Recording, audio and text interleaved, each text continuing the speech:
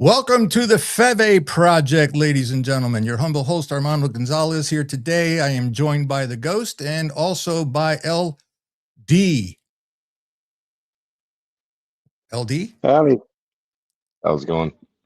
Yeah, well, LDSA, I think. LDSA. Right? There you go. I just had to finish the acronym there. Threw a blank there. Welcome, folks. Welcome, gentlemen, to the table. Waiting for people to pop in here in the chat. Shield Maiden Faith, as always, the first one in. Hopefully she's still here. Shield. Hopefully everything is going good. So, hope you guys had a great week. We are going to be starting off today, as you can see there in the thumbnail, decoding the operating system of human beings, and then to be followed along the 8-part series of forbidden technologies. And that'll commence on the next stream that we're going to do. So we're looking at anywhere between 7 to 8 weeks of doing F.E.V.E project lives. So we're just in that time frame right now, folks, where we're going to take a huge break away from the mainstream and the news. In other words, the propaganda, you know, the bull crap and stuff like that, and focus on something that's more important, which is ourselves, our minds, our souls, and our spirits. And tonight, I am going to start talking to you about an upgrade to the current operating system that needs to be what? Your brain and your body needs to be reformatted, and we need to go to a new operating system, and that operating system is now going to be called Gnosis, okay? We're going to be talking about some Gnostics, okay? And we're going to be drawing contrasts in this report that I wrote up, and we're going to be getting feedback from the knights here at the table with their commentary on it and also their expertise, okay? So we're in for a good one tonight. But first and foremost, as I always start off, let's go ahead and start off and get the commercials out of the way. If you guys see the QR code up there in the upper part of your screen, go ahead and click on it. That will give you access to all of my socials, all of the links, also to support the channel here. So click on the QR code. It'll also have a link in there for the 444 Media merch store, so you can get your merch on, okay? Would greatly appreciate that. If you guys don't want to do that, you could always hit me up at buymeacoffee.com/TTNW. Buy Me a Coffee. Would love a cup of Java because, as I always say, it's cold outside, baby, right? And after that, we're going to go over here, and you can hit me up on Cash App if you want to support the channel for all of the stuff that we do here. That would be at cash.app/$ Truth Table Newsworld. All contributions will be greatly, greatly appreciated, so we can keep the show up and running. All right. So with that, let me give a quick intro here to the knights at the table. And if you guys want to start off while we wait for other folks to pop in here into the stream and just, I don't know, say whatever you want. Ghost, we'll start with you. I would like to say that the concept of Gnosis, though it's tied to the Gnostics, like all other cults or religious groups, because most religious groups, by their dogma and ideology, are extended and acceptable cults in many ways. It doesn't refer to them. It refers to a concept that you will find throughout Christianity, Judaism, Buddhism, Hinduism, all of them, to a great degree, to one degree or another. Unfortunately, in Judaism and Christianity, a lot of it's been, let's say, through sleight of word and wording and translations, toned down. So that wasn't the focus. These are things that something like, I don't know, the Vatican would thoroughly understand, but they don't want that out there. Because in the end, if a priest, pastor, minister, pope, whatever, were doing their job would be to guide you until you didn't need them anymore. And in reality, that is the truth, but that doesn't make for a good repeat customer. Mm-hmm. And the last thing you would do with this knowledge is you would seek greater enlightenment, and you wouldn't seek followers. You wouldn't seek to create a cult. If you do, again, want to have power over others or dominion over their direction is fundamentally evil or negative. So I'll leave it right there for now. Awesome. Thank you, Ghost. Over to the chat real quick before we go over to Mike. MP20, welcome. Thank you for being here. Celine, welcome to be here. My favorite subjects. Oh, yes, it's going to be good tonight. And JJ Johnson the third. from Finland. I Over think there. he's with Finnish intelligence and he's come over to the side of enlightenment. He's already was there, but no, I'm just joking. I'm just joking. Love you, JJ. Never And mind. even if you were, it wouldn't feel any different about you. That's right. That's right. All right. Let's go over Mike. Yeah, I think as we start to kind of free ourselves from the bondage that we're currently in, I think this is going to be a lot more relevant down the road, especially if you want to, if you know us as a the human species to advance and get out of a lot of the I don't know the bad things of the past and getting more in tune with the divine. I think that's where we're headed. I just think once we get through some of these battles that we need to get through, I think this is heavily where we're going, and I think it's already kind of moved in that direction. I think there's been such a huge revival just in spirituality in this country, and I'm sure everybody's seen it, but I think it's going to become even more heavy as we start to free ourselves and start to see the light. All right. Great. Thanks for Amen that. to that. So like I said, folks, if you guys are just popping in here, right? Are you guys sick and tired yet of the news, the propaganda, the misinformation? Okay. Is your body wore out? Are you exhausted? Are you tired? Are you frustrated? Are you mad? Okay. Tired of being behind the 8-ball? We're going to fix that tonight so you can learn how to drown out the noise and focus on you and hopefully upgrade your current operating system, the human condition, up to a new one, a new and improved version. And if you guys are in the tech space, you'll know what I'm talking about. So my question to you is, we need to check and see if you meet the minimum hardware requirements to upgrade from your current operating system in the noodle to Gnosis, okay? The Gnostic operating system. So let's get into it. Let's dive into it, and here we go. So for those that are here and do not know, okay, I'm just going to start with the very basics because I think that would be a great place to start. So what is Gnosis? All right, Gnosis literally means knowledge, but in philosophy, religion, and spirituality, it has a much more specific meaning than ordinary knowledge.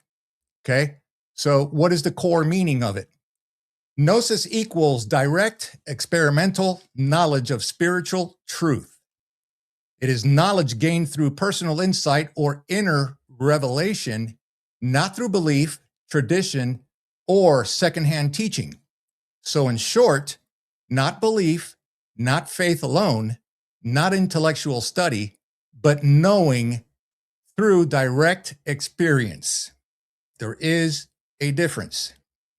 Now, in religious and philosophical contexts, okay, Gnosticism, early Christian era, in ancient Gnostic traditions, Gnostic was knowledge of the divine spark within the human soul. Okay, I'll pause there for a second. And I'm going to be drawing some contrast here for myself too as I read these things, just to connect the dots better for you guys out there. But once I get through a certain part here, I will pause, and I'm going to the knights at the table here so I can get their feedback too, because I'm telling you, I hope you guys have a legal pad and some pencil, pen, whatever you want to use to take notes. But of course, you could always go back and rewatch again, because this is going to be drinking from a fire hose tonight. So I'm just putting that out there, right? It's a lot to swallow, but it's awesome. All right, so Gnosticism, early Christian era, okay? In ancient Gnostic traditions, Gnostic was knowledge of the divine spark within the human soul, as I said earlier. Now, focus on spark of the human soul. Why do you think Satan, demons, and other evil factions are always wanting to get your soul? They want that spark because there's power behind it, more power than you can think of. That energetics. The energetics. There you go. Second thing, salvation came through awakening to this truth. The material world was often seen as flawed and deceptive. God was understood as transcendent and unknowable except through Gnosis. You are not saved by believing. You are saved by knowing. This idea later clashed with Orthodox Christianity and emphasized faith and doctrine. Ghost, I'll go to you first. Thoughts on that so far? Well, doctrine and dogma are meant for you to know, to understand, to study and memorize in a sense. And then stepping outside of that dogma, you're then kept in line by others in, say, the group. When in reality, it was at the foundation of these religions, starting with Roman Catholicism, to keep you within a certain very broad but boundaries. Ideologies by their nature are self-limiting. You see that with these idiots in Minnesota and Maine and Los Angeles and other places. And that's usually the end result. People want to get look at Islam. You step outside one little bit and you're rebuked or you're stoned or worse. And bottom line to what we're trying to explain here is it's already within you. Nothing we're saying is nothing that you cannot find within. Christ said the kingdom is within. Go to the Aramaic teachings, the part of God is within you. In other words, in Hebrew teachings, God is the one true perfect crystal. It's just a metaphor that broke itself into infinite pieces. But if light shines through that crystal, no matter how tiny of a piece it is, it's still the same breakdown of the entire visible spectrum as the original crystal. If you took a quartz crystal, did the same thing, that's what you'd get. And so in a sense, we're all part of the whole. This is 101 stuff I'm saying right now. We're all part of the whole, but the whole is us. We are not God. God is not us, but you have to embrace the paradox in everything I'm saying, just as you would the idea of a quantum particle being in two places at the same time doing the same thing. It doesn't make sense, but it's true. However, with in this direction that we go, in, let's say, opening the door to further enlightenment, because that's what you'll find if you read the Course manuscript, which is up to that date, the Dead Sea Scrolls, deciphered from Aramaic straight to modern English.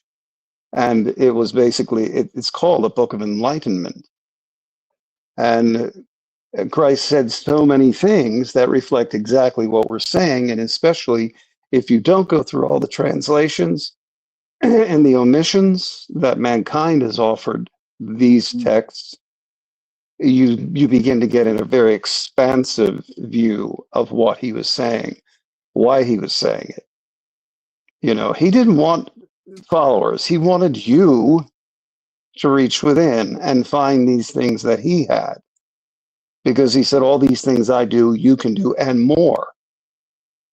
Up to and including changing water to wine, healing. And we're seeing these things actually happen in these times in laboratories or outside of them with very devout people seeking enlightenment.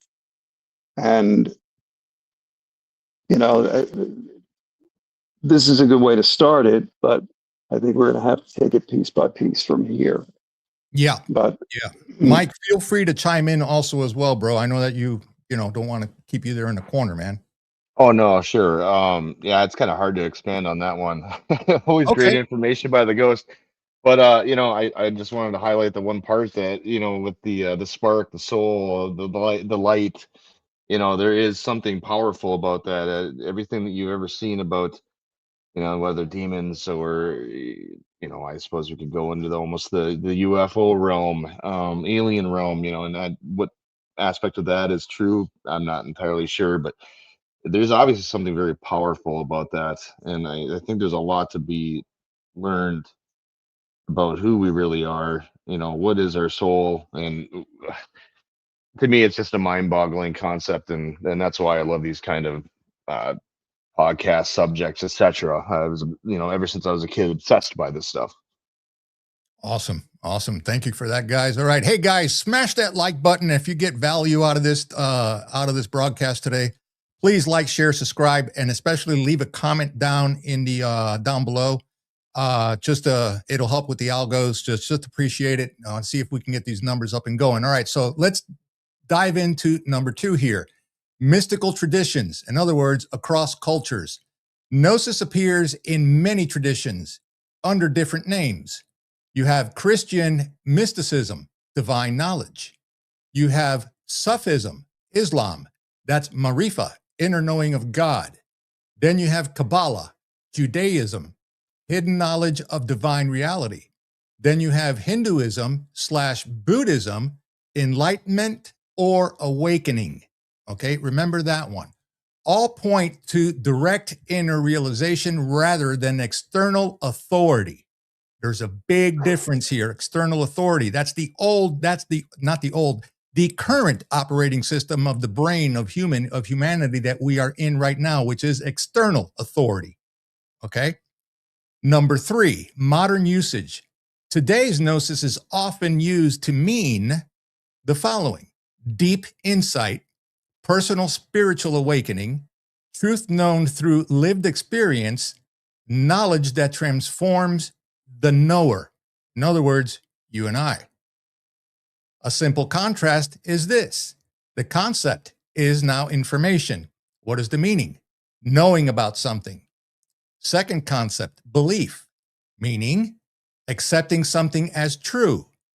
Gnosis, the concept, meaning is knowing it directly and personally. I hope you guys can tell the difference here, right? In one sentence, Gnosis is the kind of knowledge that comes from awakening, not from being told. If you want, I can explain this even further, right? So let's go. Gnosis versus faith. Gnosis in Christianity, and Gnosticism was suppressed. Why Gnosticism was suppressed, right? Gnosis in modern philosophy or psychology. Just tell me which angle you'd like to take. Okay? Ghost? Not the idea of Gnosticism was suppressed because you say you were truly seeking an answer.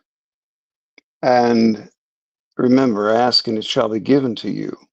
That doesn't mean, oh, I need money to pay the rent, mammon, or I want a better car. These are things that are material attachments, and desire or longing for these things is, in short, the root of all. The desire for what is not real in this realm is the source of all discontent and disappointment, and pathos is such as pathological thinking, such as depression, etc. There's an answer you seek at any one given time. If you truly are silent and ask, it will come to you. You will be shown. Now, whether you see it or not is up to you. You need to then be focused on seeing and hearing even within. People call it a certain where all past, present, and future things exist. The Akashic record. Well, strip that away.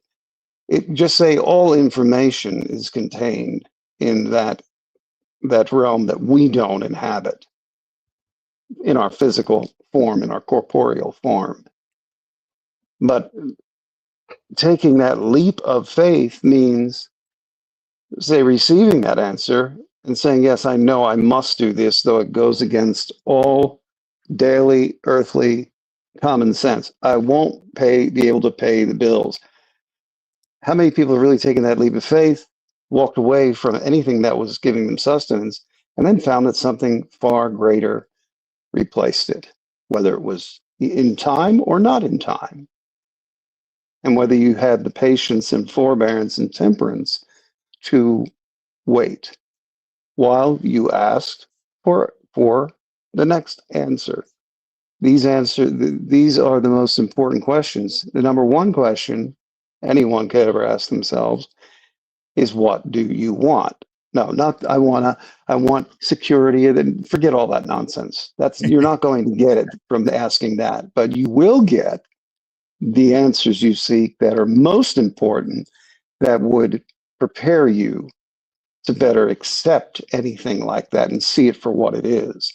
those who are attached to their wealth or the trappings of their wealth, no matter how little or great it may be, you're missing the boat altogether. You're going to have ups and downs. Good luck with that.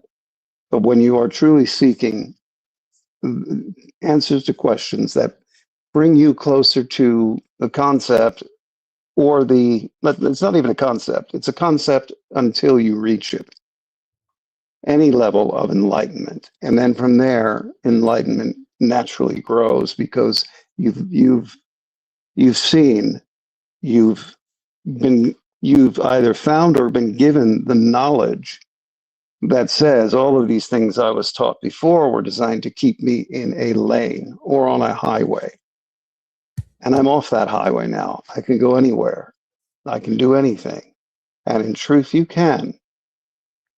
And it's not going to be, I'll say this, from birth, everything in this world is geared and designed either by intent or default as of an incorrect intent to keep you from exactly what we're talking about right now. Remember that they created, designed, and implemented your current operating system. And I'm sorry, I'm just going to keep going back to that because that's very layman, but it makes sense, right? Yes. That's why we all need to upgrade to the Gnosis operating system, version 2.0.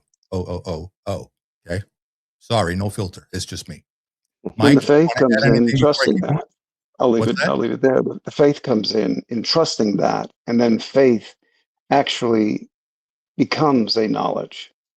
And it's very difficult to impart that to others because to each of us it's different. But it is there. Beautiful. All right, I'm going to keep pushing on here. All right, so what's a key distinction between Gnosis versus faith? Well, Ghost may have touched on this a little bit. He's kind of getting ahead of myself here, but it's okay. That's why we have him, right? So let's start with faith. Faith, trust or belief without direct proof. Relies on scripture, authority, or tradition. I believe this is true. Okay? Let's look at Gnosis. Direct inner knowing. Comes from personal experience or realization. I know this is true because I have experienced it. All right? Faith accepts, Gnosis awakens. This is why Gnosis is controversial. It places authority inside the individual, not in institutions. Gnosis is early Christianity and why it mattered. Early Christianity was not unified. There were many Christianites, and some were Gnostic. Gnostic Christians believed the following: the kingdom of God is within you. Ghost said that earlier. Jesus was primarily a revealer of hidden knowledge. Salvation came from awakening, not ritual or obedience. The soul contains a divine spark. Right? So key texts have been found around 1945 at Nag Hammadi in Egypt. Gospel of Thomas, Gospel of Philip, Gospel of Truth. All right, let's use let's just the Q Gospels, another Gospel of Mary Magdalene. A lot of them were found. Let's use the example of Gospel of Thomas. Quote, if you bring forth what is within you, what you bring forth will save you.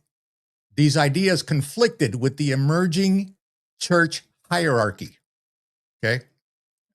In between commas, I'm going to go to Catholicism or, the Vatican. All right. Nothing against it. I'm just trying to draw some contrast so you guys understand the difference here. Okay. So why was Gnosticism was suppressed? Why Gnosticism was suppressed? Because it was, obviously, duh. All right, so by the 2nd and 4th centuries, church leaders rejected Gnosis because it undermined clerical authority, made salvation personal, not institutional, encouraged questioning dogma, claimed direct access to divine truth, right? So the orthodoxy emphasized faith, obedience, doctrine, church mediation. Gnosticism emphasized knowledge, inner experience, personal revelation. Only one could dominate. Okay? Only one could dominate. Well, you'd have hierarchies within these priesthoods going, well, who are you? And a Gnostic, one of Gnostic movements would say, I know who I am. Who are you? What are you trying to do? It was obvious what they were trying to do. They were trying to, again, make it another system of human management / human capital management. Okay. And hijack all of these things and then rephrase them, omit them, limit them, so that you had to come back to them. Yep. Or pay tribute to them, money or other. And if you are sound in your relationship with the Creator and you're on that path, none of these people have anything to say to you that you haven't already learned, lived. And in that living is testing and results. And you know what that would be, especially when the answer is given to you or shown to you. And there's even apparatuses that in our everyday reality that peek in as what we call synchronicity, that reinforces, yes, you're on the right path.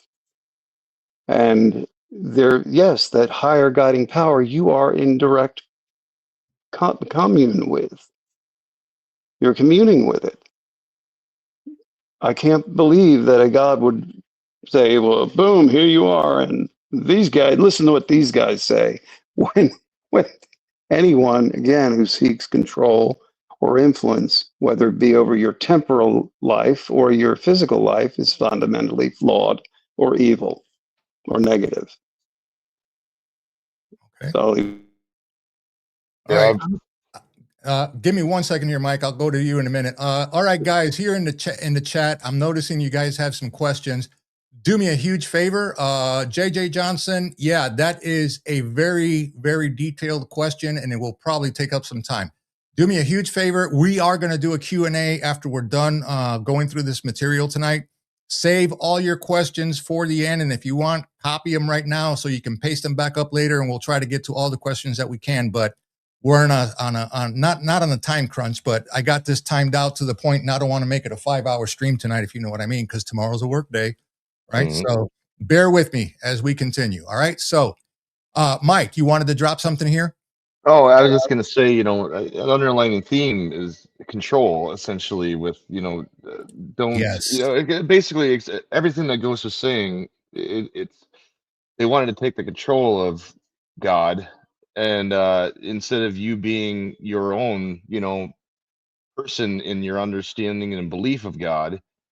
And I personally, I don't go to church. Why? Because I don't believe in the institution of church. I believe that I have my own relationship with God, and I don't need a guy dressed up fancy in a church and handing around a plate to, save me and have me go to heaven. So again, to me, it just seems all about control and, suppressing information and injecting their own. And yeah. Authority and it control. is. Bow down to You know me. what? One of the best films ever made, and it's actually quite hilarious, is The Life of Brian, Monty Python. Oh, yeah. It goes through it covers all of this. It's really hysterical. But just a little aside there. Awesome. All right. So Gnosis beyond Christianity. This is the universal idea now. Okay. So the idea of Gnosis or Gnosis, sorry, appears everywhere, right? We mentioned it earlier. So Sufism, Islam, or Marifa, knowing God directly. Buddhism, enlightenment, seeing reality as it is. Hinduism, jnana, okay, knowledge that liberates. Plato, knowledge of eternal truths beyond appearances. Different languages, same insight, right? Start drawing a connection here. Now, One-line definition, all right, clear and precise. Gnosis is transformative, inner knowledge that frees a person by revealing truth directly, not symbolically or secondhand, all right? Let's go into a deeper specific path. Gnosis and Jesus' original message. Gnosis versus organized religion today. Physical interpretation, Jung consciousness. Gnosis and modern awakening movements. Gnosis and power structures. Why it's dangerous. Okay? So now we're going to go in and we're going to cover a structured explanation of what I'm talking about here, right? Covering all 5 angles of Gnosis, all right? Let me see. It's going to be clear and it's going to be deep, you know, without any fluff, if you will, right? So first and foremost, Gnosis and Jesus' original message. Many scholars argue that Jesus' earliest teachings were closer to Gnosis than later church doctrine. Key idea is attributed to Jesus in Gnostic and early mystical texts. The kingdom of God is within you, inside you. Truth is revealed, not imposed. Awakening leads to freedom. External law is secondary to inner transformation. Now, in Gnostic interpretations, Jesus is not primarily a sacrifice, but a revealer of hidden knowledge. Sin is ignorance, not moral failure. Salvation comes from knowing who you are. This contrasts with later theology emphasizing original sin, atonement through crucifixion, obedience to church authority. So in short, Jesus taught awakening. The church taught compliance. If that makes any sense to you guys. Opinions? Yeah, absolutely. With Christ, he was revealing what it took for you to step away from Pharisees, Sadducees, and Magi. And this was, and since it's the Dark Ages we're still living in this respect with regard to all of this information. He was the greatest threat to the power structure. But even Pilate, in listening to his wife's dreams, said, felt that I really don't want to do this to this guy, but I'm the Roman governor here, and I got you yelling in my ear, and I've got the other side to this that others are saying that you're not paying attention to, Pharisees and Sadducees and your Magi, meaning the ones who were of the priesthood but knew how to word things and spell things to affect the minds of the masses. And Pilate was stuck between a rock and a hard place. And in the end, he was like, oh, I give it up. Do with him what you make the choice. And then he made it official. But knowing that his wife was even dreaming of this man, because the power of what he was offering then, I would imagine, living then, would have been absolutely amazing in one way, hard in another, but amazing in another. More so than most ever get to experience in life this day and age with all of the nonsense out there. But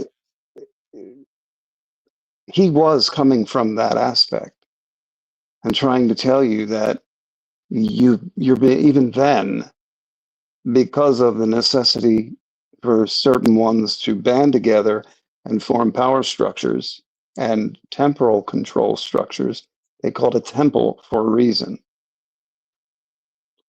But your body is in reality your temple. It houses the self or the soul, SALF. It connects to the spirit and to the higher spirit and to the greater spirit. Other terms for it are the Holy Spirit. And it is your connection while you're here. Through that, though made more difficult, I think that is part of the spiritual growth process of this existence, is to let all of the illusions fall. Let all of the falsehoods fall, all of the false doctrines, the false dogma, the false control, and external authority.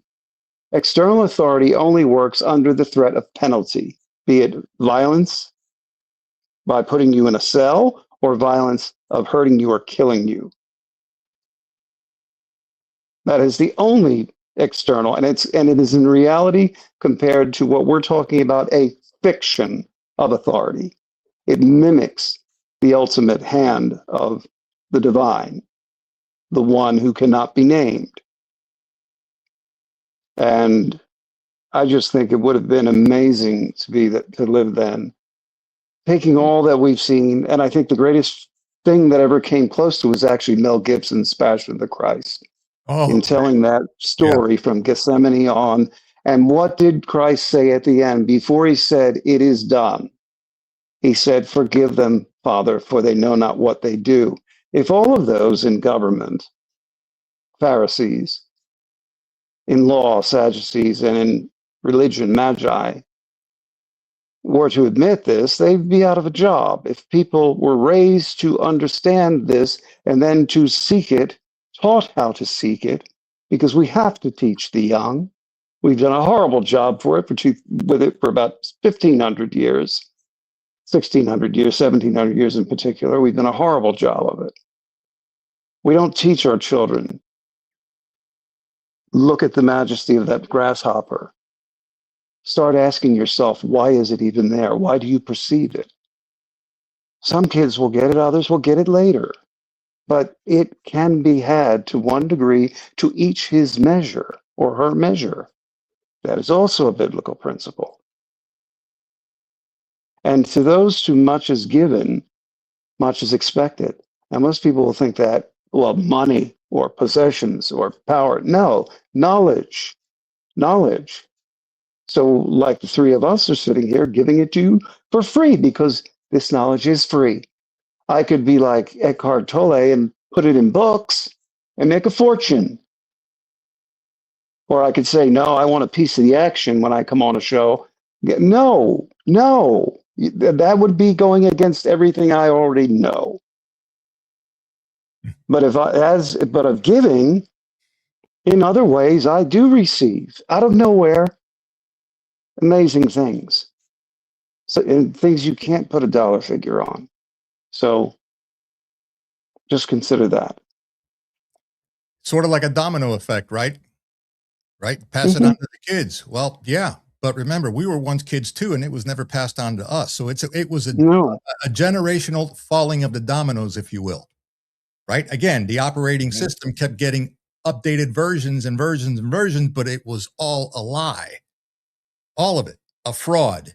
All of it incorrect, only to fit their narrative. They invented the game, as once said here before. They knew the code, they knew the back doors, they knew everything. And whenever you tried to, let's say, impose a virus or, I don't know, some spam or spyware or something in there, they would fix it. Why? It was their game, their operating system.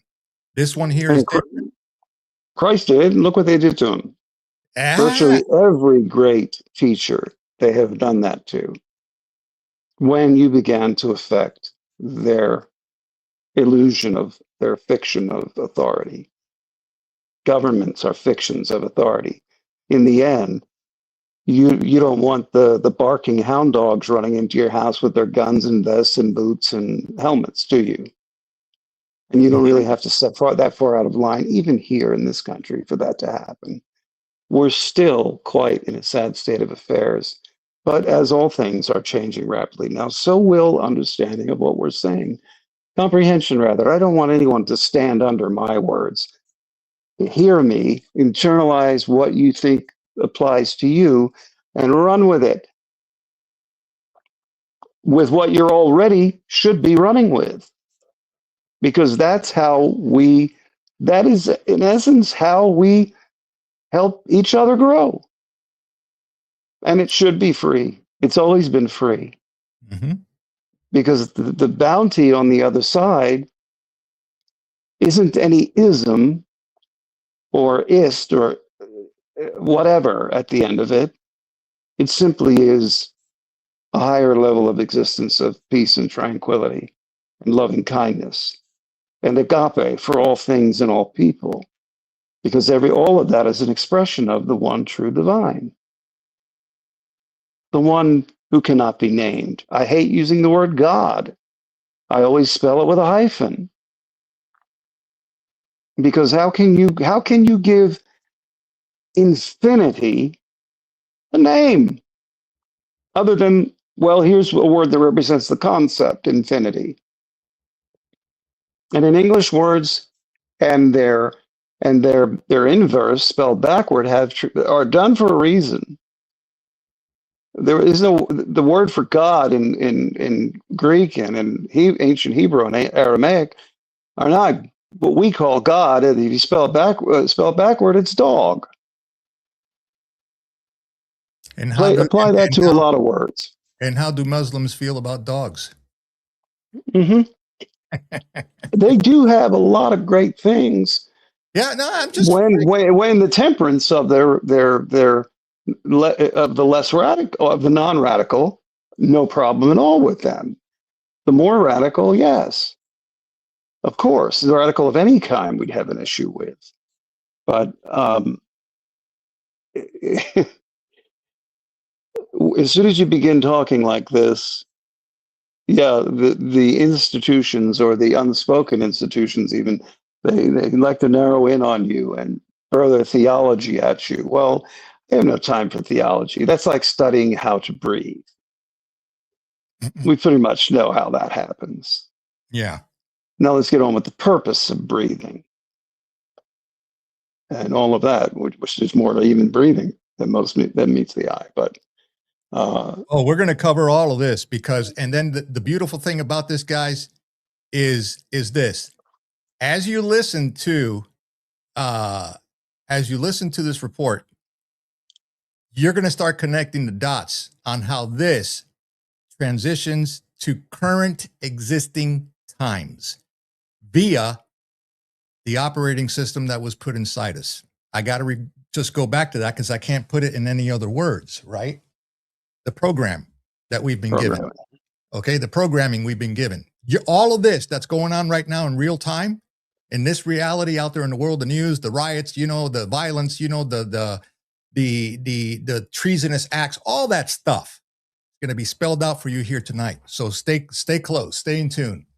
Let's continue here. Mike, if you want to jump in, bro, just say, hey, man.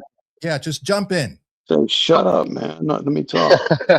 No, it's, yeah, I mean, the only thing I'd say is I equate it to the Matrix when you guys refer to the programming and whatnot. And I absolutely love that movie, not only because it made me think about the world in a much different way. And I think that movie was created for a reason, and maybe either one of you two could validate that. But obviously we're Absolutely. not, it's not a literal, but I think it comes very close to what we're experiencing in life. Before I continue right now, you remember that one scene in the movie where Nino sits in the chair and he gets jacked in so he can learn how to do whatever it is that he wanted? Yeah, I'm downloading this into you right now. Mm-hmm. Gee, I don't know. Awful familiar to AI, don't you think? Yeah. It's Neo, which means new. New. Neo simply means new. There you and go. He is something new that what's his name? Morpheus has been looking for. Morph means to change. So simply means metamorphosis. A chrysalis goes to eventually a moth or a caterpillar.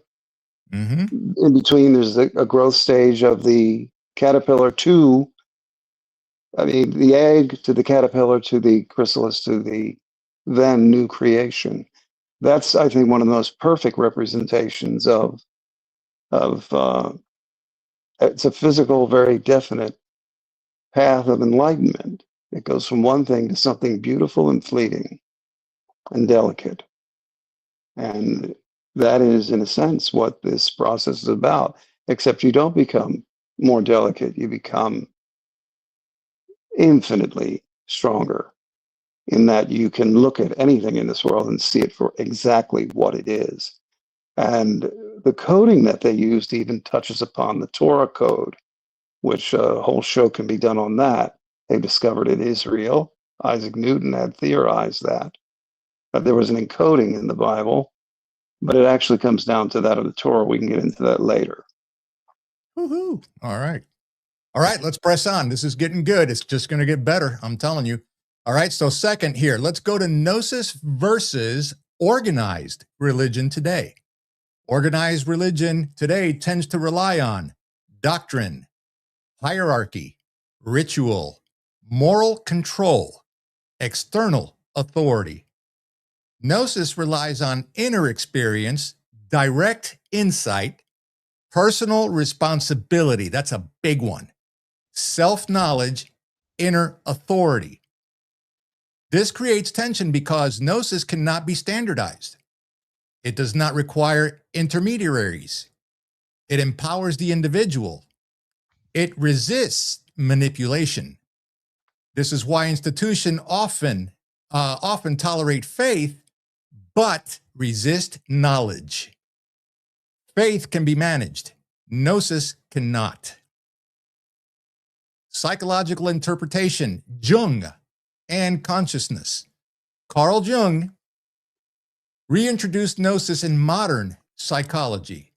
For Jung, Gnosis equals individuation, awakening to true self, integration of the unconscious, encounter with archetypical truth. From this view, God represents the totality of consciousness. Gnostic myths symbolize inner psychological processes. Salvation equals becoming whole. Gnosis here is not supernatural. It is experimental truth that restructures identity.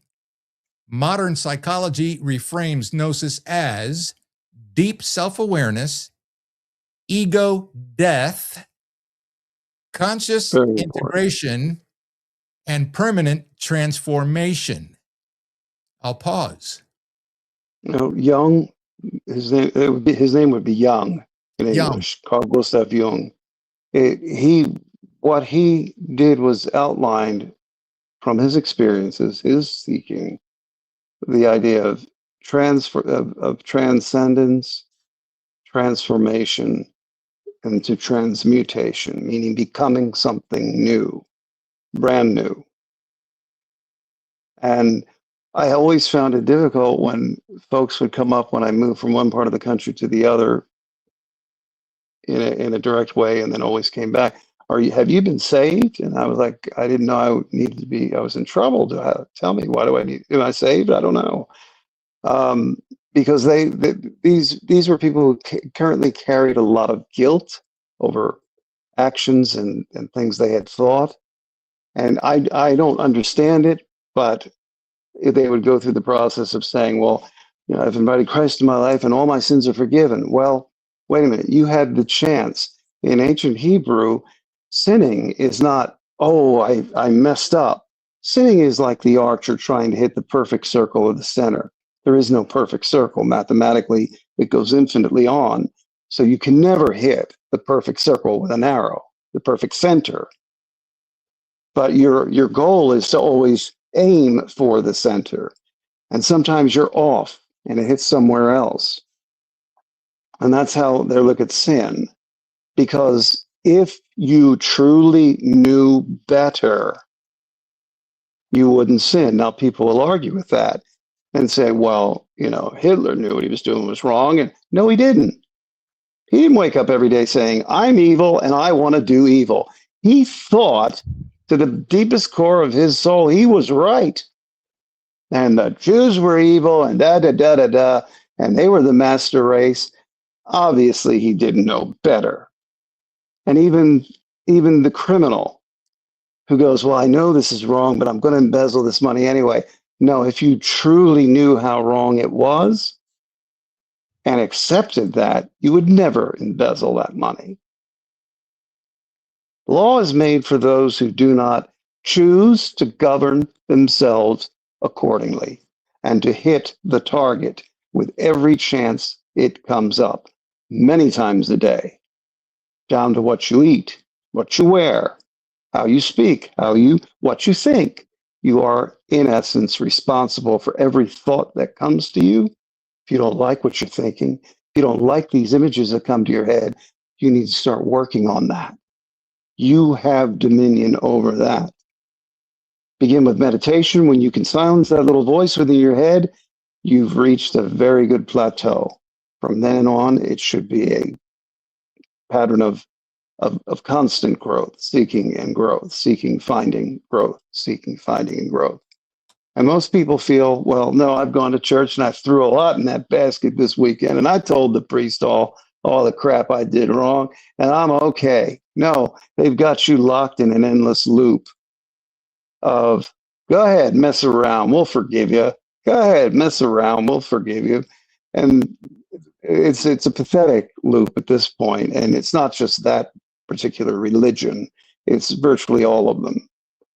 Some I've seen that are very along the path, and again, it should be the job of that minister or that teacher or that preacher or that rabbi to not want to have to.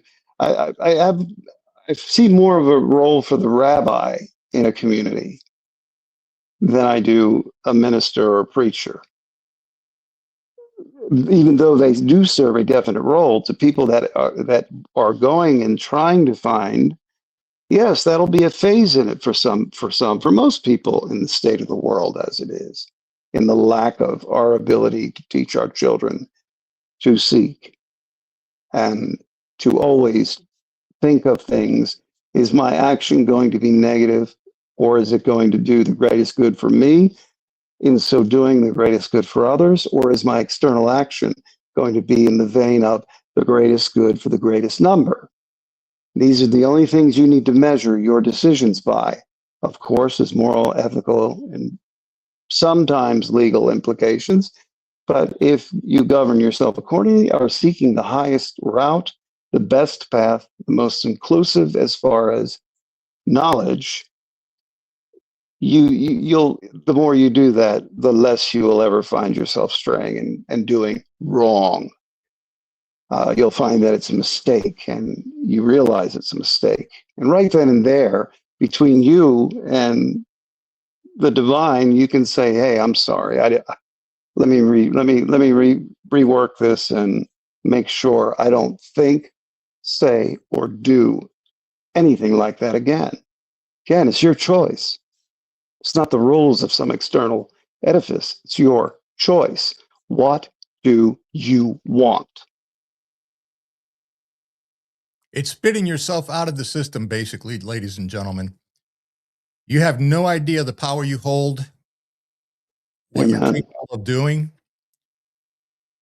Once you tap into that resource that we all have, it's up to you whether you want to spit yourself out of this program, if you will, and get in line with the right one.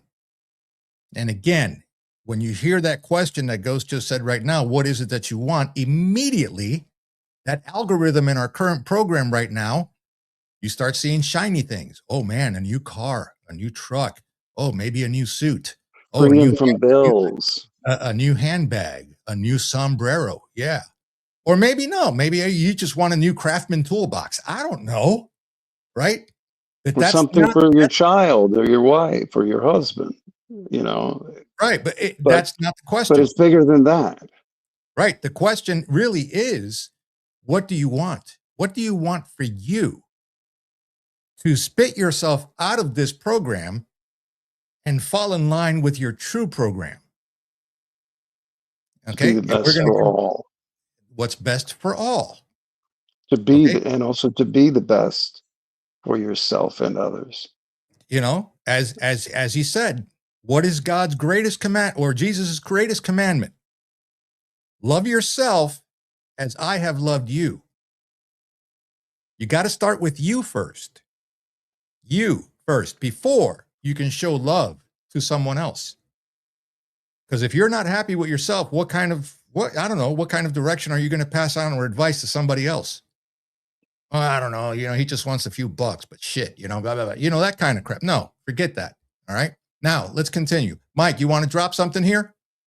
I mean, if if we did go by that mentality, if everybody did, to love as many, everybody else as yourself, just imagine the world that we would have today. It's deep thought for me.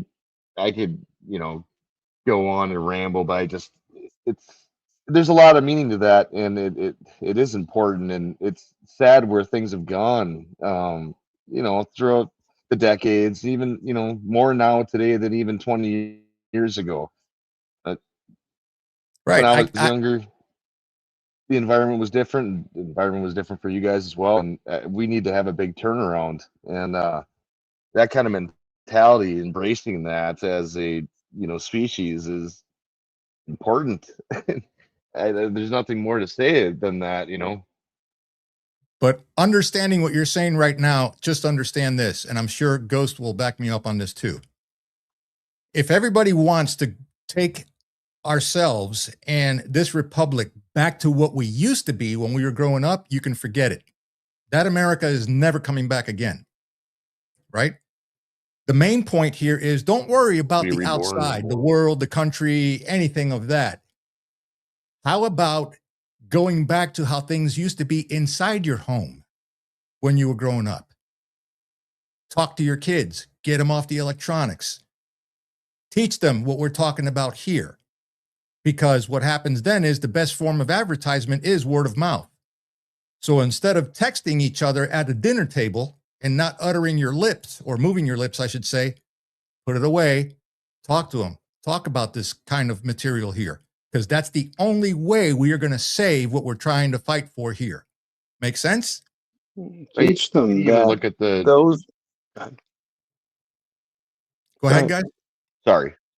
I was just No, going to go say, ahead. I mean, you referenced talking during dinner. I mean, how many family households nowadays actually have a dinner and talk? Dude, all you got to do is go It's out to so eat at a rare restaurant. nowadays. But anyways, sorry. Yeah, all you got to do is go out to eat at a restaurant Yeah, yep. and look around. You'll see mom, dad, son, daughter sitting at the table, while the bread basket, arrives and stuff, and the butter and stuff like that. They're not saying a word. Everybody's on their freaking phone. What are they doing? Texting each other? It's Exactly. much more quieter in restaurants now. I'd have to say that. But Isn't it? I'm just basically, what we've lost is that if you're a family sitting around the table, you are among the greatest you will ever have. Oh, That's it. That is the greatest you will ever have, no matter where everyone goes in their lives, no matter what they do. And I just want to say this as an aside. I don't care how anybody comes to these realizations, whether they have to start going to church, whatever it takes, as long as you're going in that direction of your connection to the divine and betterment of the self, and then a growth of the self and a transformation, a transmutation, and a transcending of all that you were before. And the beautiful thing about this is no matter how old you get, no matter what new plateaus you reach, there's always a higher layer until the day you die. amen. And it's a beautiful process. It's not the destination. There are no destinations unless you're going to the Bahamas or whatever, and you're going to stop for 2 weeks and sit on the beach. That's a destination. But you're not really growing there. You're not supposed to be. You're supposed to be forgetting everything, even that, unless you want to go diving and look at the majesty of what's under the water and observe the people and their interactions. That's fun too. But you're still in that process one way or another. You just shifted gears down for a little while. And hopefully that relieves some of the tensions that you have yet to learn how to deal with by not simply reacting to them, because you choose. Ultimately, you will learn you choose how you respond to everything.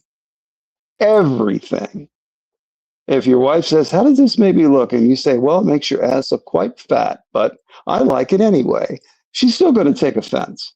When she gets to the point to where she says, "I don't care, I like it," that's where you want to be. And you're just, and your quip is not meant to hurt or to harm, but it's fun. It's the interplay of the two of you.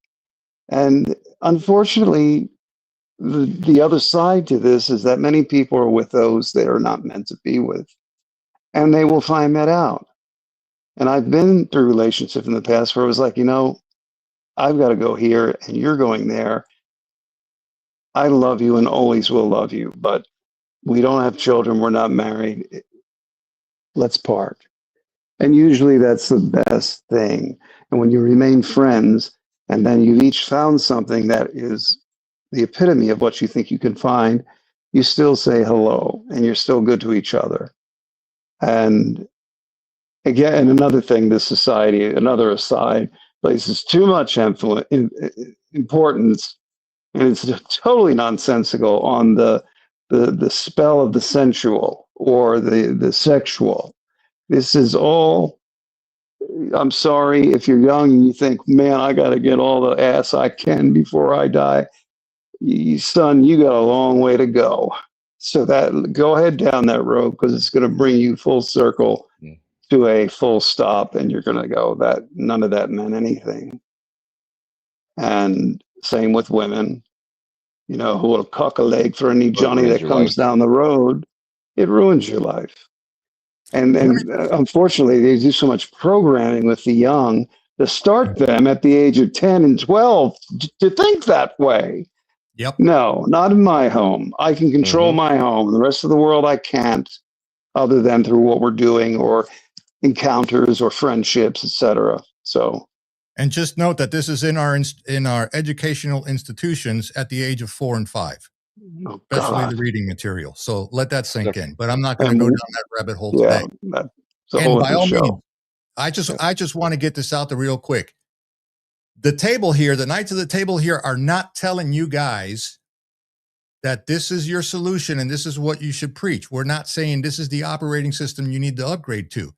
We're just giving you options here for you to make your own decisions, do your own homework, and should you choose to take this new upgrade, it's there for you.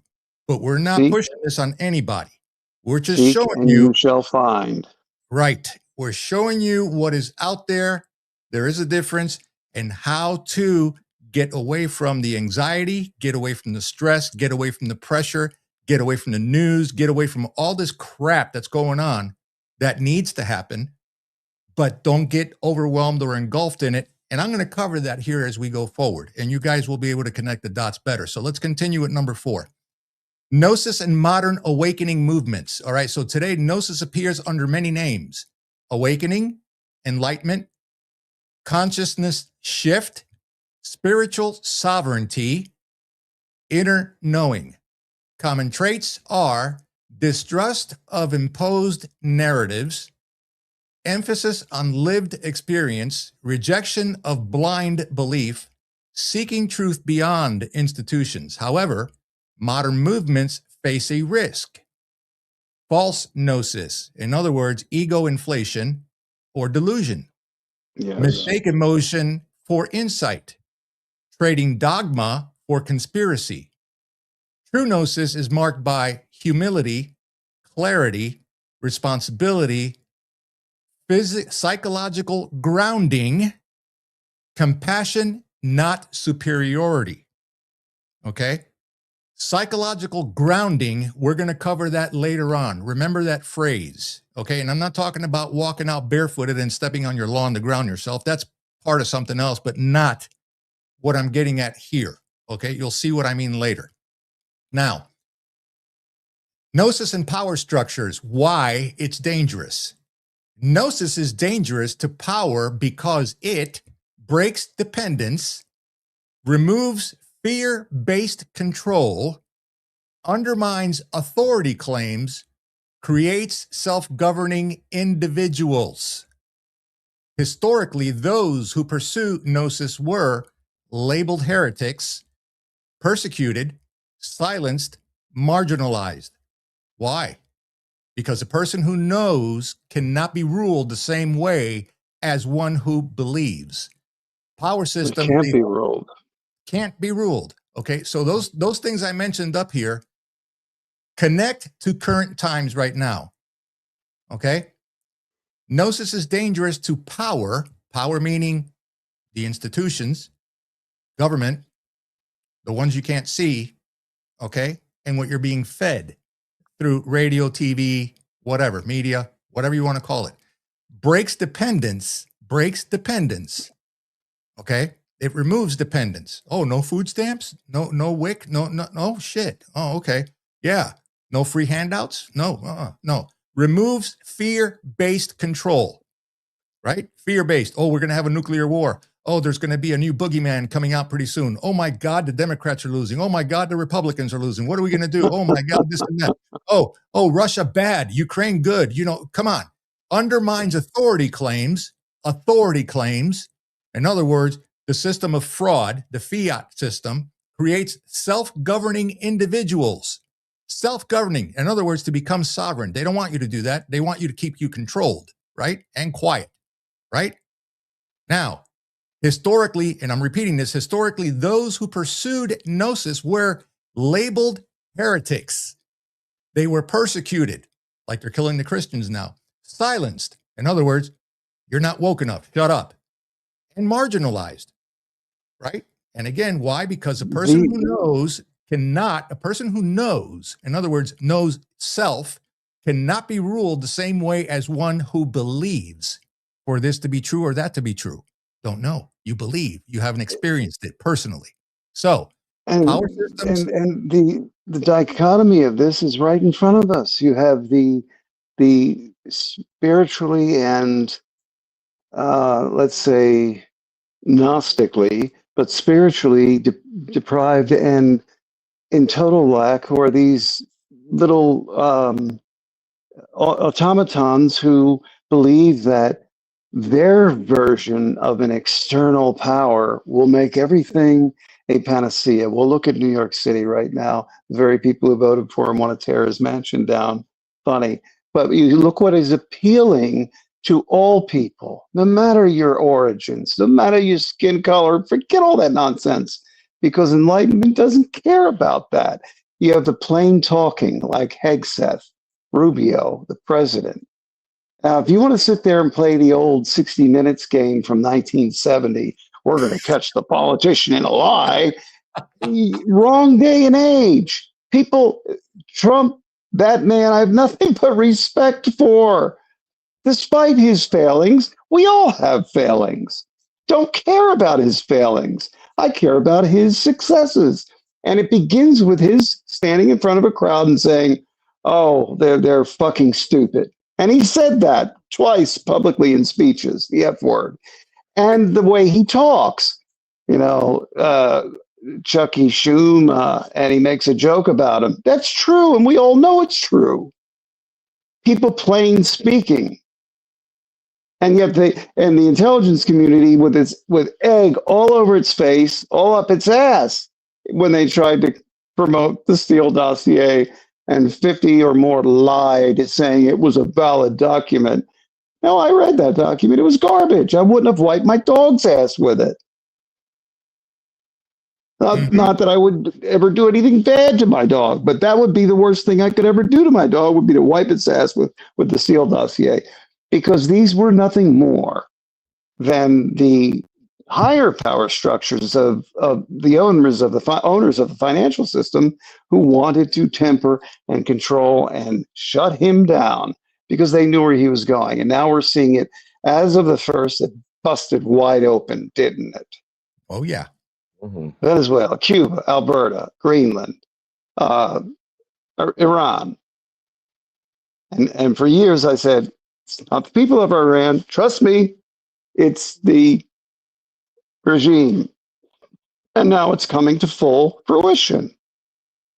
And other leaders are behind it, like Putin, who stands there, but in a different way, in a more intellectual way, in a more reserved way, speaks his mind, says what he feels honestly. And yet we're constantly told he's a murderer, he's this, he's that. In his neck of the woods, that's still how they have to deal with the bad ones. And they don't waste time, and they don't have any pretenses about it, like we shouldn't be doing here. But too many snowflakes are a part of it. But bottom line, the reason why people like the president, Rubio, Hegseth, DeSantis to a point, and others is because they stand there and say that was a stupid question. Next, Vance. Vance does it too. And that is a direct reflection of your growth. In those, to any voice that hears me in this audience or will hear in the future, that's a direct response. Again, as a collective, there are natural correcting mechanisms that do support growth toward enlightenment and expansion. And you're seeing that is actually what you're seeing in those names and others that I've mentioned. And there are more to come. Yes, to indeed. where we will fix these problems Sadducees have created and Magi have created that still have a hold. So, And speaking on that one, so what do power systems thrive on? Pay attention here. Obedience, compliance. uncertainty, external validation. Gnosis produces inner certainty, moral independence, and resistance to propaganda. In other words, Complete opposite. yep. Sorry. Turn on the filter, brother. Turn it on. Turn on that filter and filter that garbage out. So, final undefined definition, Gnosis is direct transformative knowledge of truth that liberates the individual by awakening inner authority and awareness. It is not belief. It is not rebellion. It is recognition. All right. Now, let's analyze specific Gnostic texts in the next piece here. And we're going to go line by line. We're going to compare Gnosis with modern political control. Explain how to distinguish true Gnosis from illusion. We're going to tie Gnosis to historical revolutions and censorship. Whoa, where have we heard that one before? Right?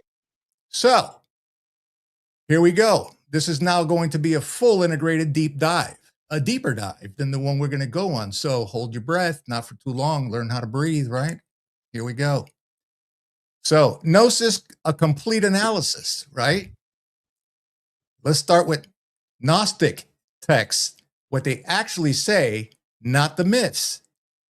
Gospel of Thomas, core Gnosis text, not a narrative, no crucifixion story, no miracle as proof, just sayings, right? And the keys are this: truth is inside you. Ignorance is bondage. Self-knowledge precedes God knowledge.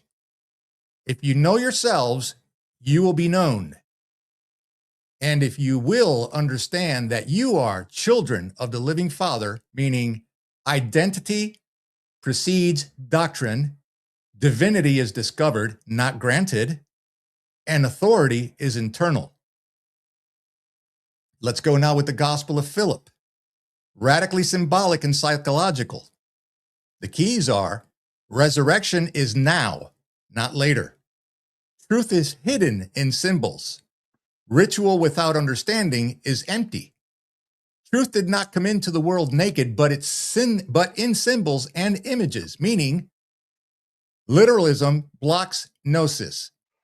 Myths are maps, not facts. Those who cling to form miss essence. Gospel of Truth, written as meditation, not instruction. The keys here are: error is forgetfulness. Awakening is remembrance. Ignorance of the Father brought anguish and terror, but knowledge appeared and brought calm. Meaning, fear is a system of not knowing. Gnosis restores psychological order, and salvation equals clarity. Comments? Well, No comments. no. That's okay. I can continue. It's no big deal. No, Mike, if you anything, say go ahead. But go ahead and continue because we can break this down. Yeah, I'd easily say once- keep once going. you- All right, cool. All right, so the second part to this is Gnosis as psychology. So Carl Jung and consciousness. Jung recognized Gnosticism as ancient depth psychology. Gnostic symbols decoded psychologically. All right, so we're going to do a contrast here. So we're going to take the Gnostic symbol of pleroma. The psychological meaning is wholeness of the psyche. Gnostic symbol, and I might get this wrong, demiurge, D-E-M-I-U-R-G-E. Demiurge. Demiurge, okay. Psychological Demiurge. meaning is ego mistaken as ultimate authority. Gnostic symbol, divine spark. Psychological meaning, core self, consciousness. Gnostic symbol, archons. Psychological meaning, conditioning, trauma, social programming. Gnostic symbol, awakening. Psychological meaning, individuation. Jung's core insights. Gnosticism was the psychology of the ancient world. Gnosis, the key points are ego death, integration of shadow, encounter with the self, permanent identity shift. Identity plays a big part here. This is not imagination. It is a restructuring of perception. How to distinguish true Gnosis from delusion? This is critical. False Gnosis signs. Grandiosity. Okay? In other words, the Democrats. Your Chucky Schumers, Nancy Pelosi's, Kamala, that shit. I'm chosen to be superior. Obsession with enemies. Loss of empathy. Identity inflation. Certainty without humility. True Gnosis markers: increased clarity, reduced fear, less need to convince others, greater responsibility, calm, confidence, not urgency. So the rule of thumb the rule of thumb would be, if it makes you smaller in ego but larger in responsibility, it's real. If it makes you special and others inferior, it is false. It's false. There are two things that I want to clue in on: ego and empathy. If you expect to walk the path of enlightenment, you must, as I say very straightforwardly, can the ego. Meaning, if someone comes up to you and knows a lot about you, and they take what they think are your failings, and they outline them, and boy, that would cut to the bone any other time. My reaction usually is I chuckle and say, "Are you happy with that assessment?" Well, yeah. Okay, you run with it, because what you think of me isn't any of my business, and I really don't care. But run with it. Go ahead. Tell everybody in the background. Plant false seeds in their head. I'll know who my friends and co-equals are and who aren't, as if I don't know already.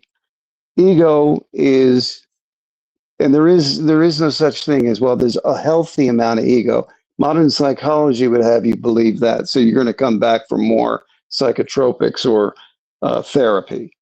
No, the ego is an illusion.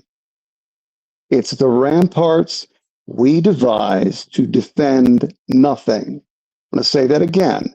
The ramparts we devise to defend nothing. In other words, the defenses you create, because in truth, we are nothing. We are only the substance of our best intentions and our compassion and loving kindness. Now, your liberal would say empathy, empathy, empathy. No, there's two types of empathy, and two types only. Empathy without wisdom and empathy with wisdom. Mm-hmm. Empathy without wisdom says, well, I feel for these child fucking illegals. They need a home too. No, where's the wisdom in that, you shithead? Because that man or woman will violate your child given the chance. They are of a very low vibrational state. It's in They the don't voting book. care. Yeah. It's in the voting book. Empathy with wisdom says, well, I know this guy's a crackhead. Am I going to give him $10 or $20? Well, there's two ways even to look at that. Look, he's headed for a fall. Maybe that's what he needs. Here's $20. Good. Get yourself $20 worth of crack. I want to see you fall because that may bring you to where you need to be to rebuild, or it'll kill you. And death is not the end. Okay? It's not. We are eternal beings, as David Icke likes to point out. But this is something those I've known from most of our lives. We're eternal beings having a human experience. I'll let that sink in because that will let you see, are you really a Catholic? Are you really a Methodist? Or are you you? But empathy with wisdom says we shouldn't be pumping $21 trillion, which does represent, in a certain way, the life, energies, and essence and time of so many people whose names have been named to underwrite the bonds it took to create that money out of thin air and feed these reprobates. And a reprobate is there are human beings, there are people in human form, as we are all in human form, who will never, ever comprehend nor seek anything we're touching upon today, and all the more that is out there on this subject, on this aspect of being. And there are those that, if shown empathy with wisdom, meaning guidelines, tough love, number of names for it, will actually see the light. Thank you for the kindness, however it was extended, words, knowledge, a meal, what have you, clothing, and take it and get on that path. And this is one thing I don't hear in all of their stupid ass discourse in the Looney Tunes realm of media. Empathy without wisdom, or devoid of wisdom, and empathy with wisdom. Wisdom infers not judgment, but discernment. Empathy with wisdom is discernment. Who can we help that will get actually benefit for the most of the effort for this help or this offering? And this is all your snowflakes out there that are kicking out the taillights of ICE vehicles when these people are just trying to do what is right for this country in this day and age and in this time. Get rid of these welfare tourists and those who just simply broke the laws of this land being here, as we would not break the laws of their land, most of us. There are idiots out there who would. So all of these things I'm seeing being inserted into the everyday world's conversations, and that's a good thing. That's a good thing. And those two things, with ego and empathy, you once you shit can the ego, no matter what anybody says about you, it doesn't matter. Sticks and stones, yeah, it's even beyond that. It's, I'm sorry you feel that way. You know, maybe you should make the attempt to get to know me, and I'd also do the same with you. Might change your mind, but whatever, it doesn't matter. It doesn't matter, because ego, when you shed the ego, you simply accept it for what it is and move on. No judgment, no anger, no resentment, nothing that will bind you to something that will be akin to setting yourself on fire and expecting someone or something else to burn. If you set yourself on fire, I promise you're going to be the one who burns. So I'll leave it at that. And Mike? shedding that ego is a pretty tough thing to do. I mean, Mhm. we've all had to go through that. And, even with my daughter, trying to explain that, that's something you need to let go and not care. Vanity, What ego. Yeah. exactly. Yeah. I mean, what people think of me on their outside view, I could care less. Now 20, 30 years ago would have been a totally different thing. But it's a process, and it's a beneficial Absolutely. process to get through that. But yeah. And that's the reason why we do what we do here, right? Because again, it's not pointing the finger or, telling folks here, you got to do this. You got to, no. No, This is it's a all about recommendation. Everybody's and- got their own path. Yes. Yeah. And ultimately Right. it's all about us. Each individual here is evolving and growing to the next level, right? Yeah. Yep. All of us. All of us. All of us. And to every human being that has ever existed, it's been over 80 billion prior to us in this day and age. There was a path to the divine, a path to enlightenment. That only as you went along that path, your path of enlightenment reflected a greater relationship with the divine, with the creator. And it's just a beautiful process that once you commit to it, it is a commitment and it is a discipline, self-discipline. And it's a learning process along the way. It's a learning process and a choice. All of it is a choice. Again, what do you want? Exactly. All right, let's press on here. All right, so now we're going to talk about Gnosis versus power structures, why it's always suppressed. Again, another key one, right? So power systems depend on external authority. Gnosis creates internal authority, psychological independence, resistance to fear narratives, i.e. the news. Why Gnosis threatens power. It ends dependency, it dissolves propaganda, it removes moral outsourcing, it creates self-governing individuals or sovereign people. That's why historically Gnostics were hunted, mystics were silenced, texts were destroyed, literalism was enforced, faith can be organized, knowledge cannot. Gnosis versus political control. Ancient to modern. In the ancient world, Rome preferred obedience over awakening. Church hierarchy replaced inner authority. Heresy laws equal thought control. Modern parallels. Ideology replaces doctrine. Media replaces priesthood. Fear replaces hell. Identity replaces salvation. Any system, religious or political, that discourages questioning, punishes insight, labels awareness as dangerous is anti-Gnostic by design. Now, Bingo. Gnosis in revelations and suppressed movements. Gnosis doesn't start revolutions.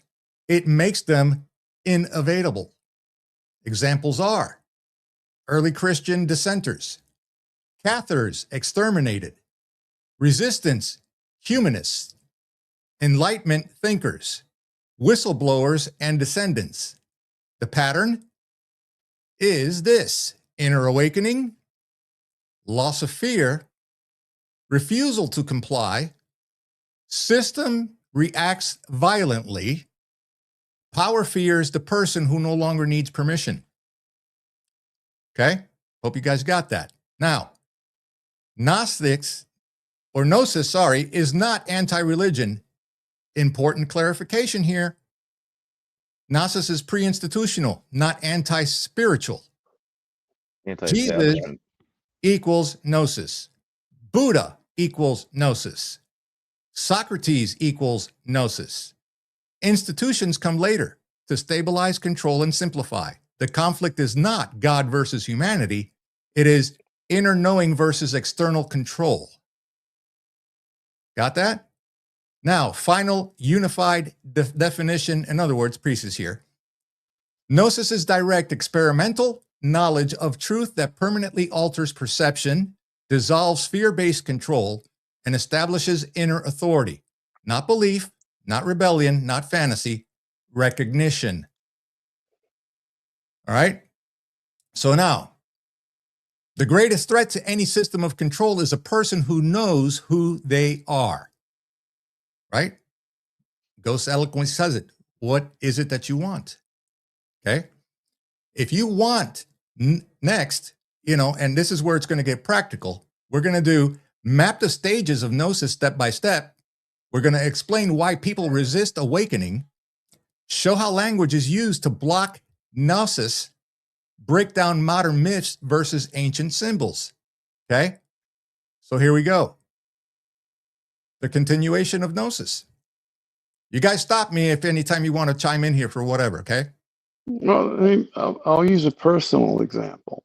Okay, go for it. And believe me, it's not self-aggrandizing what I'm about to say. It's a perfect example. Yes, this is how I live. This is how I know you live, Armando and Mike. Yet, just getting to know you, already see that. Already know you're a brethren. You're right there. But I have met many billionaires, many heads of state, in all these positions, and they always respond with friendship for one reason, because I don't talk to them or treat them any different than I would a man with no legs laying on cardboard on the street. No difference. It's not even an intentional act anymore. Before it was something, when I was young, I had to question. Well, the world does this, and I'm feeling this and sensing and seeing this and finding this. Well, and it finally came to a point in my late 20s, it was no, be that. Be you, whatever that is, because it's changing all the time. But maintain that divine connection, maintain that never-ending search for truth. And you will find that when, I show up to a fundraiser, I've got Mississippi riding boots, I got blue jeans or cargo pants, yeah, loose shirt because it's usually hot in those places or in the buildings. Whatever hat I feel like wearing, and I throw a sport coat on. It's the only thing I'm saying, well, let me throw that on so they're not, instead of a safari jacket or something else, so they're not totally, thrown off. And then it's just be yourself, smile, talk, laugh, make jokes. Same thing I do here or with you. Because they don't print that easy. Yeah. Sorry. And no tie. I don't like wearing a noose. Think about it, people. I always look at everyone that's wearing a tie and I go, nice colored noose. Nice pattern on your noose.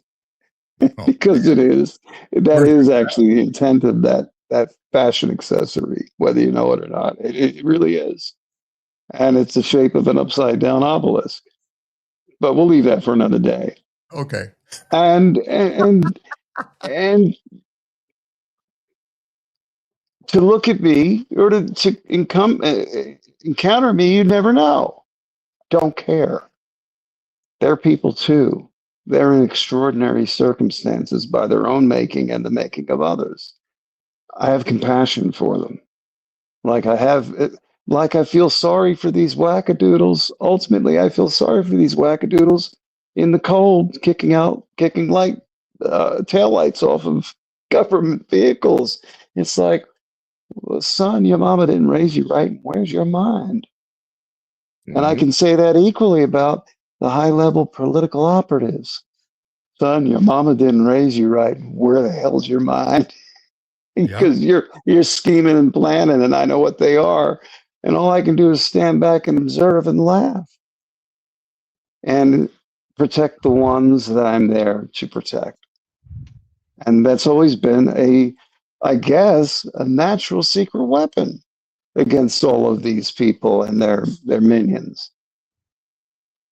Yeah. Speak truth to power. Speak truth to what society or the world would label the lowest of the low. Speak truth to all, and nothing can ever harm you. It'll try, but usually it fumbles and falls, and you laugh it off, no matter how intimidating it appears to be. That's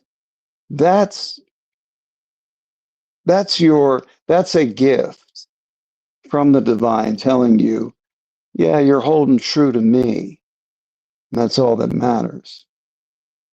Because no matter who they are, they go against me and try to do, and I'm not going against anyone. I'm just trying to do the right thing in any given scenario or situation for the best for all. And when you do live that pattern over and over and over again, you get all of these reinforcements and reminders. You're on the right path. And when you die, we'll explain why you were there, I guess. Because a lot of times I really don't want to be here. Really don't want to be doing this. But it has to be done. And everyone could be in that same position in their lives. I'm no one special. I'm just someone that chose that path and was blessed, and I'm grateful every day for it, that I was given that vision, sought that vision, found it, recognized it, therefore it was given to me. Everyone within the sound of my voice can have that very same thing. And there's nothing perfect about it, but once you shed the ego and once you learn empathy with wisdom and a few other things that we've discussed and will discuss further, you're walking the real ground, as Buddhists would say. And when you walk the real ground, that ground, you'll see to the left and right of you, that ground may elevate and knock them down, and it may fall and knock those down. But you're on the real ground. You'll never falter. You'll never fall. And if you do, there was a reason for it. And you accept it. You don't get all mad. Why? What happened to me? It's not about you.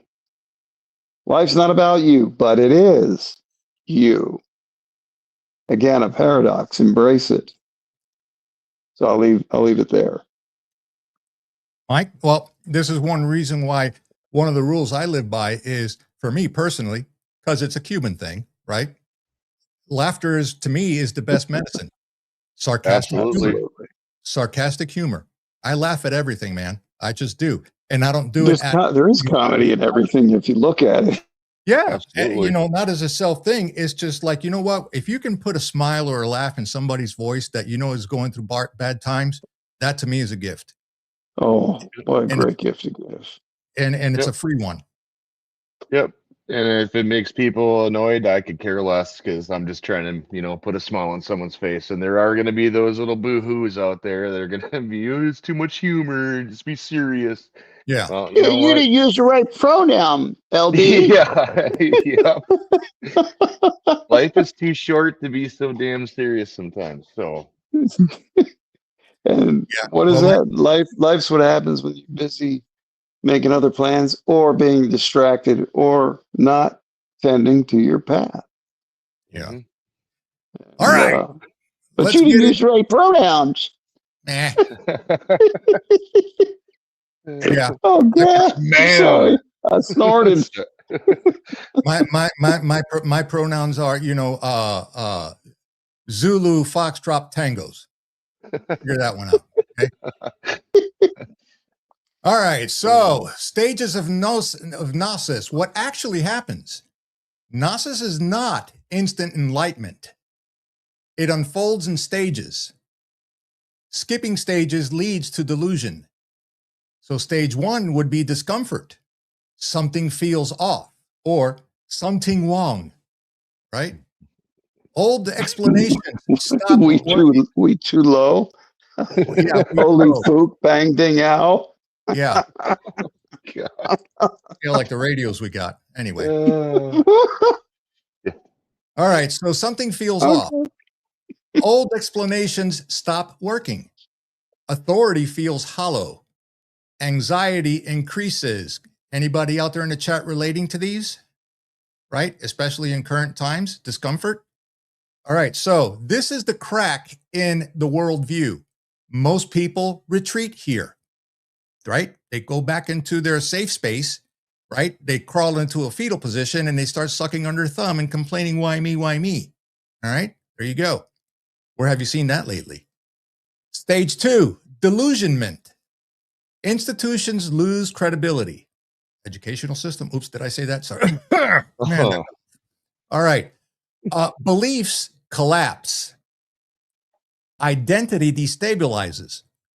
When I go do number 1, should I shit or should I sit or should I stand? I don't know. Fear spikes, right? Oh my God, we're going to get nuked tomorrow morning at 9 a.m. because, Q said so. I don't know. All right. Fake news. Sorry. Nothing against Q. All Fear right. So, porn. yeah.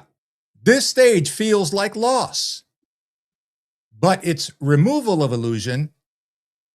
Truth feels destabilizing before it feels liberating. Third stage, inner confrontation. This is a good one. Shadow material emerges. Personal responsibility replaces blame. Trauma and conditioning surface. Ego resist dissolution. This is the hardest stage. Most people stop and turn cynical or angry at that stage. Think about that for a moment. Stage 4, insight, true Gnosis begins. Sudden clarity, pattern recognition, fear decreases, not goes away permanently, okay? Because that is a warning signal. Fear is a warning signal. In other words, again, something wrong, right? Reality simplifies. This is not excitement. It is quiet certainty. It's quiet certainty. Yes. Keyword here, quiet. Patience, we'll get into that here in a moment. Stage 5, integration. No need to preach. Increased responsibility. Here we go. Calm presence. Ethical clarity without moralism. Gnosis is not integrated. Gnosis that is not integrated becomes ego. Gnosis that is integrated becomes what? Wisdom. Why most people resist awakening. Okay, this is going to explain a lot. Look around in current actual time. Why people resist awakening. This is not stupidity. It is self-protection. People resist Gnosis because it threatens what? Identity, social belonging, moral certainty, psychological safety. All egoistic basis.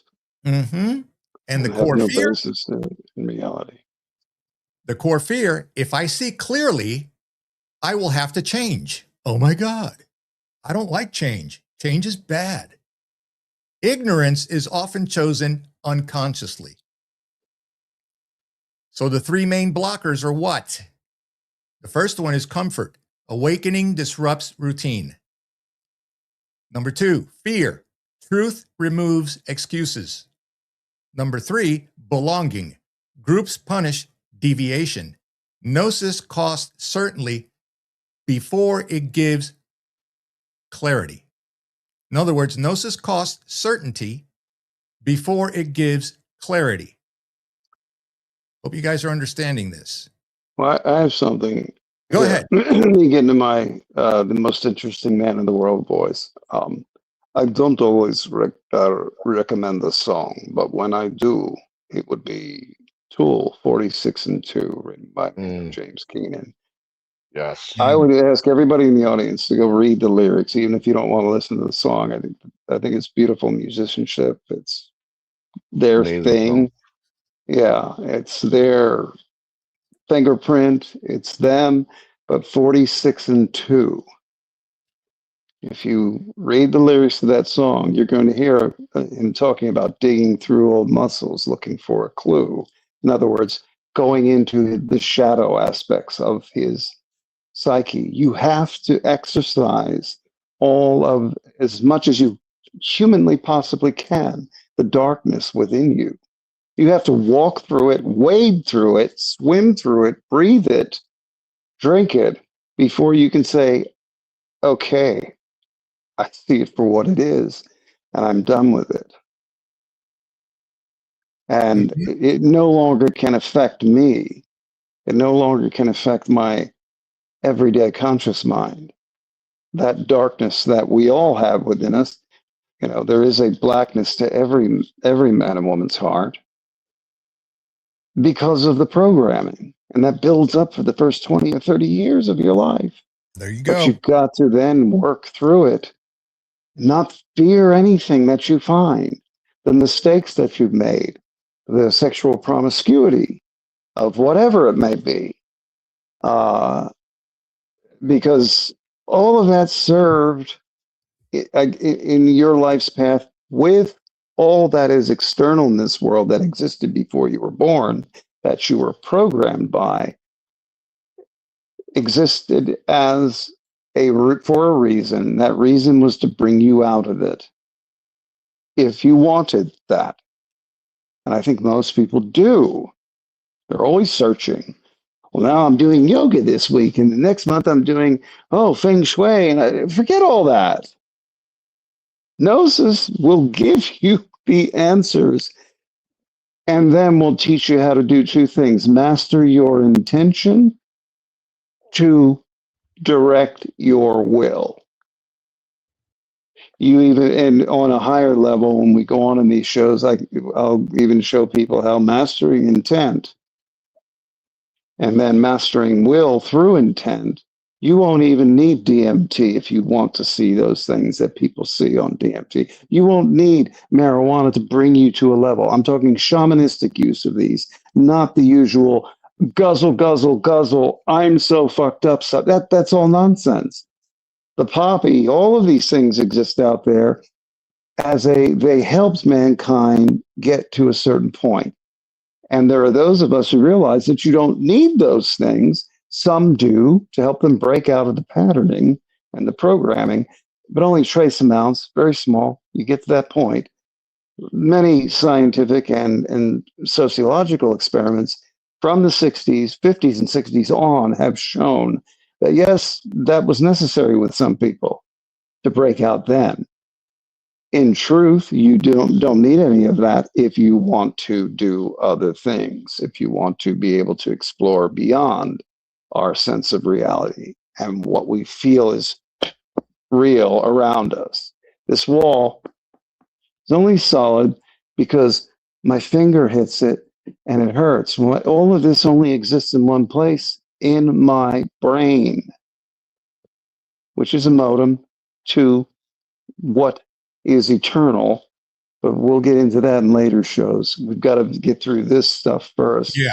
Because this is everyday and sociological and psychological in nature. And once we get through this, we can then step it up by part 8 to the point where we're talking about these things that are far beyond what people No, I did that. Sorry. There's one thing I wanted to add. Go ahead, Mike. I was just going to say, someone we hear thought I a was lot of banging on the wall for some reason. we hear like a reoccurring theme, and I'm not, unfortunately able to dovetail into what you were going into on this, but we hear a recurring, thing about fear, and we see it a lot more nowadays than we ever did, and it goes into religion too. You got to go in and talk to the priest to, have all your sins washed away, otherwise you're going to hell, or nukes incoming, or the next disease is coming out, or next war. I'm just going to say this straight up, and I don't know if you two would agree with me on this, but there are entities, there are things out there that feed off of this fear, that are absolutely humanity's emotions are so powerful. And if you need to feel, if you're, why else would they be pushing all the fear porn throughout the last decades? A loosh that is feeding non-human entities that do surround this. Typically, they're called demons. I'm going to stop and let you keep going, but typically they call them demons, demon.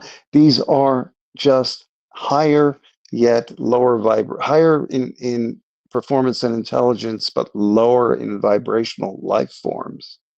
So we end up being essentially an energy source for these, and so if we could all ditch that fear,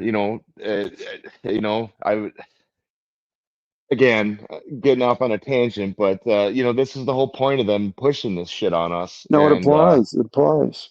It applies. yeah, absolutely. Yep. So Because, let go of the fear. That's one thing that's really hard to get over, and I've had to struggle with that over my life as well. But it's a thing, and yeah, there is shit out there feeding off of that, and yeah. So sorry. yeah, Mike, I'm so going to many jump. times I've said non-human life forms get to the highest tip of the pyramid of operations on this planet. It interfaces with non-human, very powerful, but very low and negative vibrational life forms. And they can't help it. That's what they do to survive. But we don't have to tolerate it. And I feel it represses us, keeps us down from Yes. ascension, essentially. Well, Mike, I'm going to coattail off what you just said right now. And I'm going to poise this question out to people here in the chat and you guys also as well. What is the one word, okay? What is the one word that was hard-coded into the operating system that we were given? Hard-coded, meaning it's got to be there. Does anybody know what that is? And you've been told this word since you were born and able to articulate or even comprehend. Does anybody know what that word is? It's important. Anybody? Sam Spencer says, I would say fear. No, that is incorrect. Anybody? Sinner? Nope. Wrong. Que sera? Ding, ding, ding, ding, ding. The word no. She got it right. How many times in your life have you heard the word no? From your parents, your grandparents, from friends, from colleagues, from associates, from whoever. How about TV? How about radio? No, no, and no.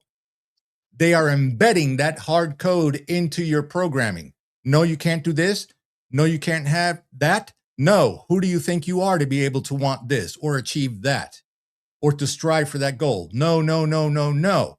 That is conditioned into your operating system that we were all given, okay, to keep you controlled, to keep you under their thumb, to keep you obedient. No. Let that sink in.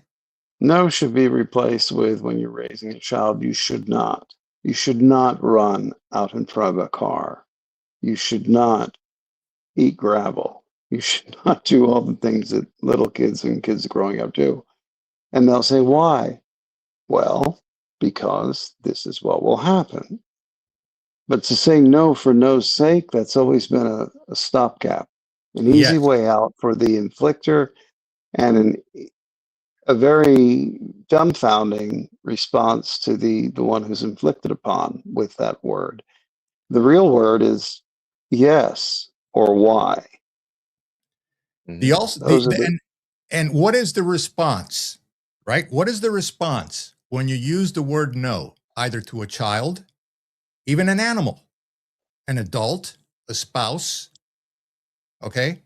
Oh, honey, babe, hey, I'd really like to do this tomorrow. No, because you have other plans.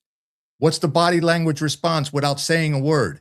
The head bows down, the shoulders, right? They sink in, and the chest folds, and they walk away silently. You just have destroyed that person's heart. You've literally just basically shut them down completely. You've slapped them in the heart.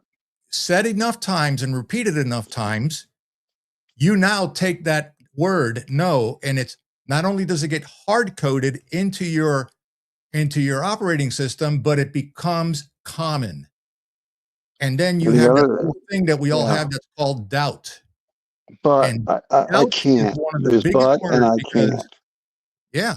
It's like you think Yeah. about an idea, something that you want to do, and all of a sudden you hear the word, no, who do you think you are? What do you think you're doing? No, you're wasting your time. No, you're going to get an argument from your spouse. No, you're going to get an argument from the boss or whatever. No, no, no, no, no. That's control, folks. I just wanted to put that out there, just to No, it's an whatever, excellent because I point. struggled with that word my entire life ever since I was a kid, and it bothered the shit out of me. But anyway, let's continue. All right. So, and here we go. Come on, divine intervention, right? Here we go. What am I going to talk about now? How language is used to block gnosis, right? Language shapes perception. Control systems weaponize words. Jesus, man, you can't make this shit up. Anyway, and I wrote this shit, right?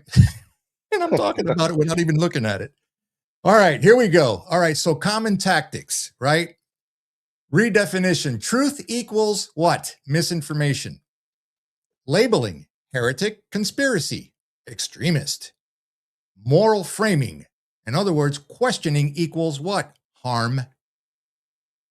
We just said that. Emotional hijacking. Fear replaces thought. When language becomes prescriptive, thought becomes restricted. Whoever controls definitions controls reality. Think about what I just said. Gnostic counter moves. Okay. Very powerful. Now They this know is that. going. That's spell casting. This is going to talk about what Ghost just talked about here, right?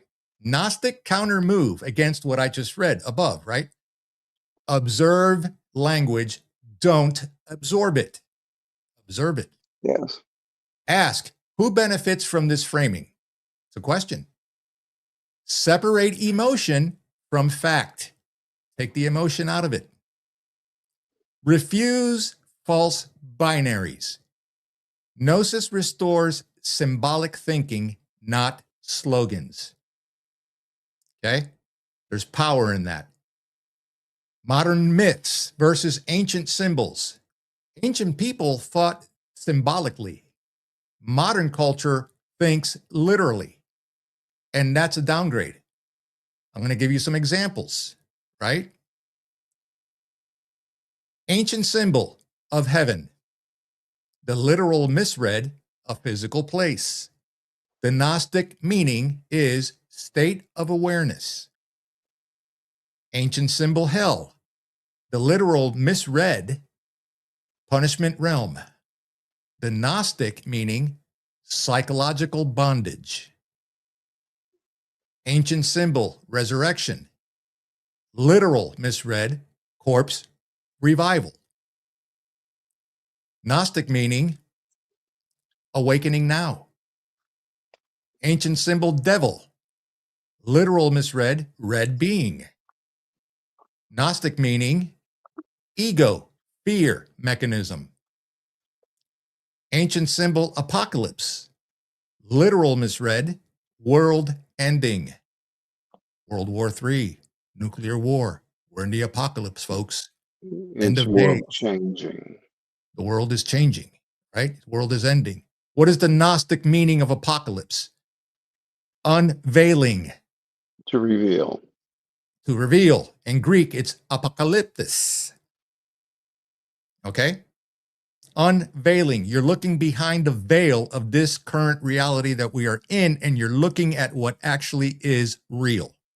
So naturally, the old world does die. Yes. But the new one is a much fonder replacement. And you then become more of the participant rather than the spectator in fear. Mm-hmm. Love this. All right, so when symbols are taken literally, fear replaces insight. Control replaces meaning. Power replaces wisdom. Literalism kills gnosis. Okay? Gnosis in daily life, what it changes practically. This is your everyday now. Pay attention here because we're all in it. Okay? True gnosis does not make you withdraw from life. It changes, though, how you respond to fear, how you handle authority, how you consume information, how you define success. And the practical effects of that is less emotional reactivity, more discernment, fewer enemies, stronger boundaries, and quiet confidence. Quiet confidence doing what? Replacing the ego. Stop talking about yourself. Okay? You stop needing to be right and start needing to be clear. And stop talking to yourself about yourself. Bingo. Okay? I hope you guys are getting this. I know it's like drinking from a fire hose, like I said earlier. All right? So, the ethical outcome of Gnosis often ignored. Often ignored. Gnosis does not erase morality. It deepens it. Ethic shift from obedience to what? Responsibility. Rules to awareness. Punishment to consequence. A Gnostic ethics asks, what preserves clarity, dignity, and life? Not, what am I allowed to do? Again, back to the word no. What am I allowed to do? No, you can't do that. No, you can't be there. No, you can't go there. No, you can't get to that level. Understand? Final warnings, and this is critical for this piece. We're only halfway. Holy crap. All right, final warnings.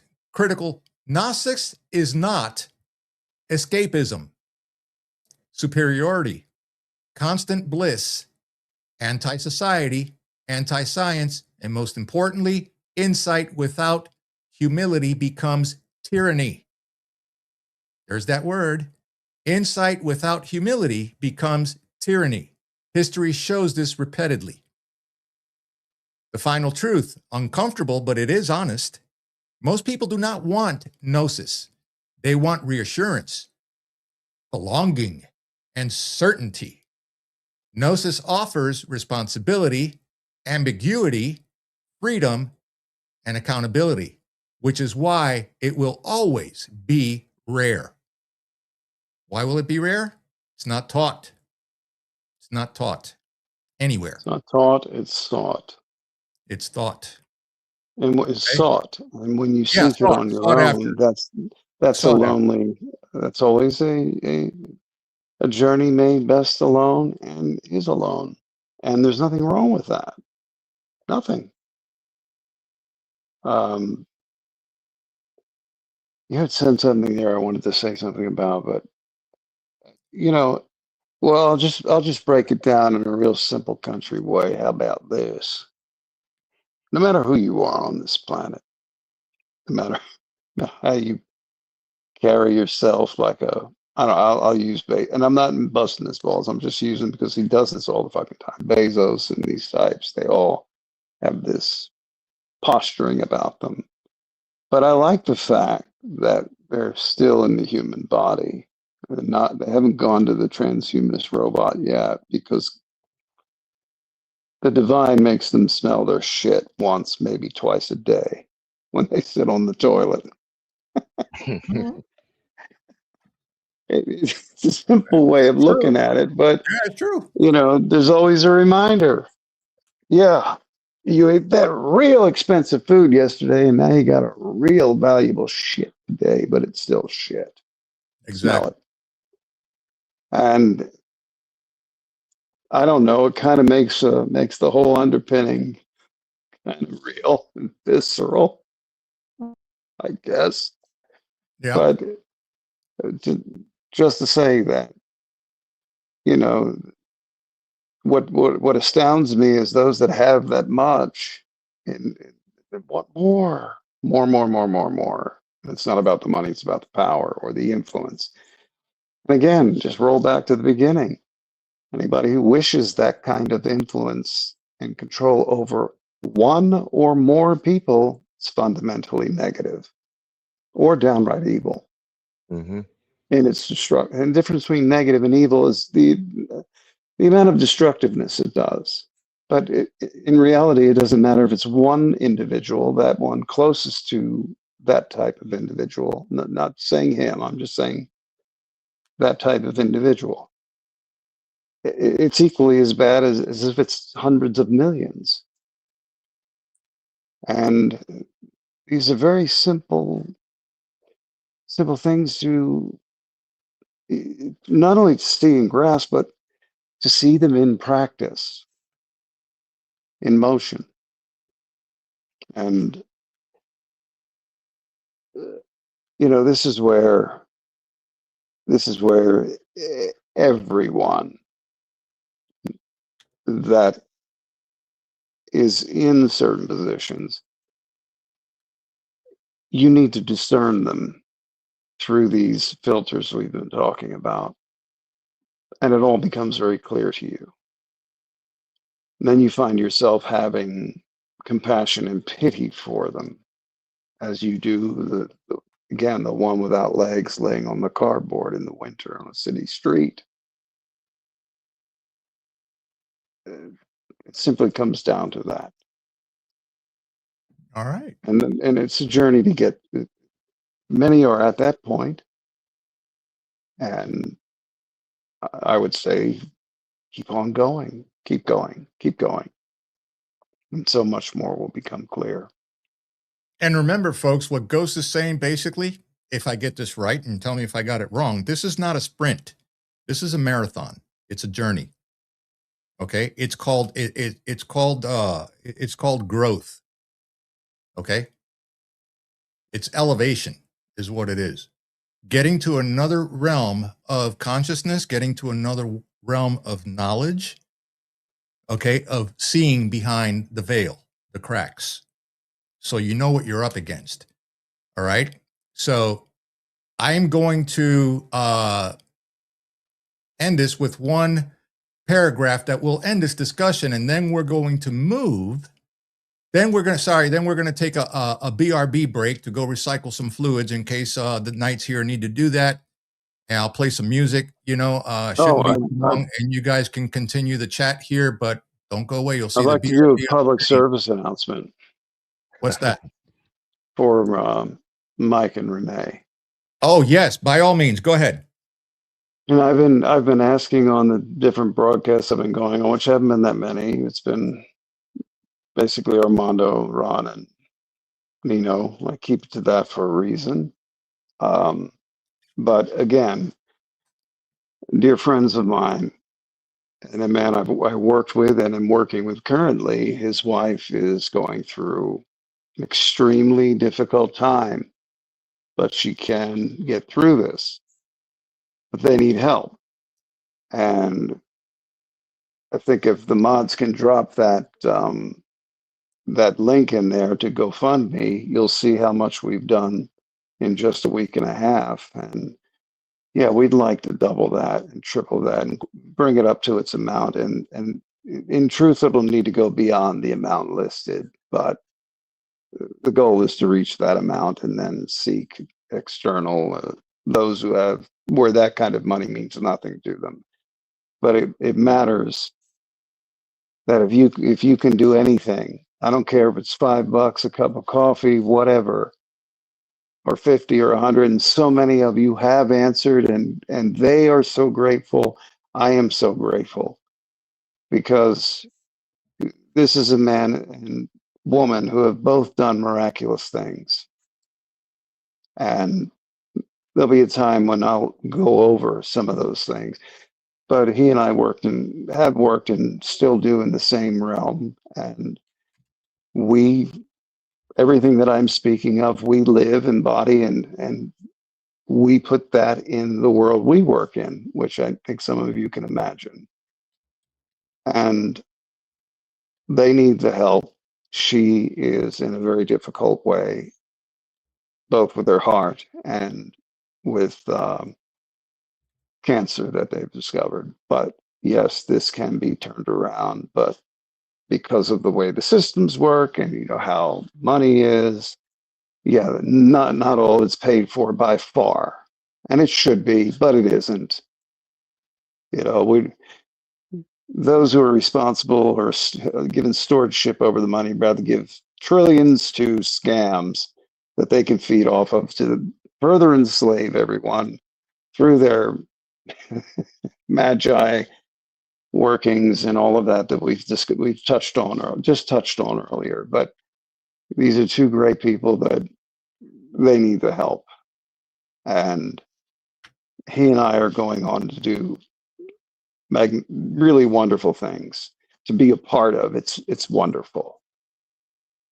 And there will be a payoff for many, countless in work that we're going into. And I can't even touch upon it. Suffice it to say, like I've said before, this man, his wife, are the kind of people that make our country what it is. And I'm asking for the help. So if the Indeed. mods can drop a link in there for the GoFundMe, we get to that goal that's listed, that'd be fantastic. And we'll do more privately too, but everything goes into that fund so the world can see a total. Anybody can have an accounting of it all if they want. All of that is available. This is a truly humanitarian request for a magnificent and beautiful woman who has done some amazing things in her own right. And as a nurse, as a caregiver. So let me jump in here real quick. So JJ Yeah. Johnson, what is the deadline? There is no deadline. Okay, this is going to be ongoing until we meet their goal. All right. I posted a link. If you scroll up a little bit there in the chat, I posted their link to the GoFundMe. People are asking, okay, to donate here. I would prefer not to, and here's the reason why. There's a delay and there's transfer fees. Okay, and transfer fees, you know, they come out of my dime, right? The GoFundMe is simple, straightforward. Nowhere. So if you go to the link, it goes directly to them without any bank transfer fees or anything along those lines. Digi dropped a link far above in the chat, but I just posted the link out there. Just click on that. It takes you directly to their GoFundMe page. You can donate whatever you wish to donate there. You can see the amount. When we first started this campaign, we started it about a week ago or so here, first and foremost on this broadcast, and they were sitting at about $143. Okay. And it wasn't gaining any traction. By the time that we finished the campaign that we launched here on this platform were all donations, and thank you guys for all the donations that you made here. All the purchases, all the proceeds from purchases at my freaking online store. Okay. All the merch proceeds went directly to the fund. A lot of folks here did donate. Thank you again for that. And by the time it was said and done, we here on Truth Table News World, we went ahead and reached the goal of about $600. With 55 people at the peak at that time. Exactly. All right. And that was amazing. Amazing. So I thank you guys for that. But there is no deadline on the. We're going to keep helping this couple out until we reach their goal. This woman is fighting for her life. She really is. And Mike is a phenomenal guy. I don't know him personally. I know him through Ghost. And I know the work that he's done and he continues to do. The man is a patriot. He really is. And I'm not going to say anything else about that. Just know that he is doing the right work, the good work for us. Okay. So if you can help with whatever you can, that would be great. That would be fantastic. All right. I'll give this little audience a peek.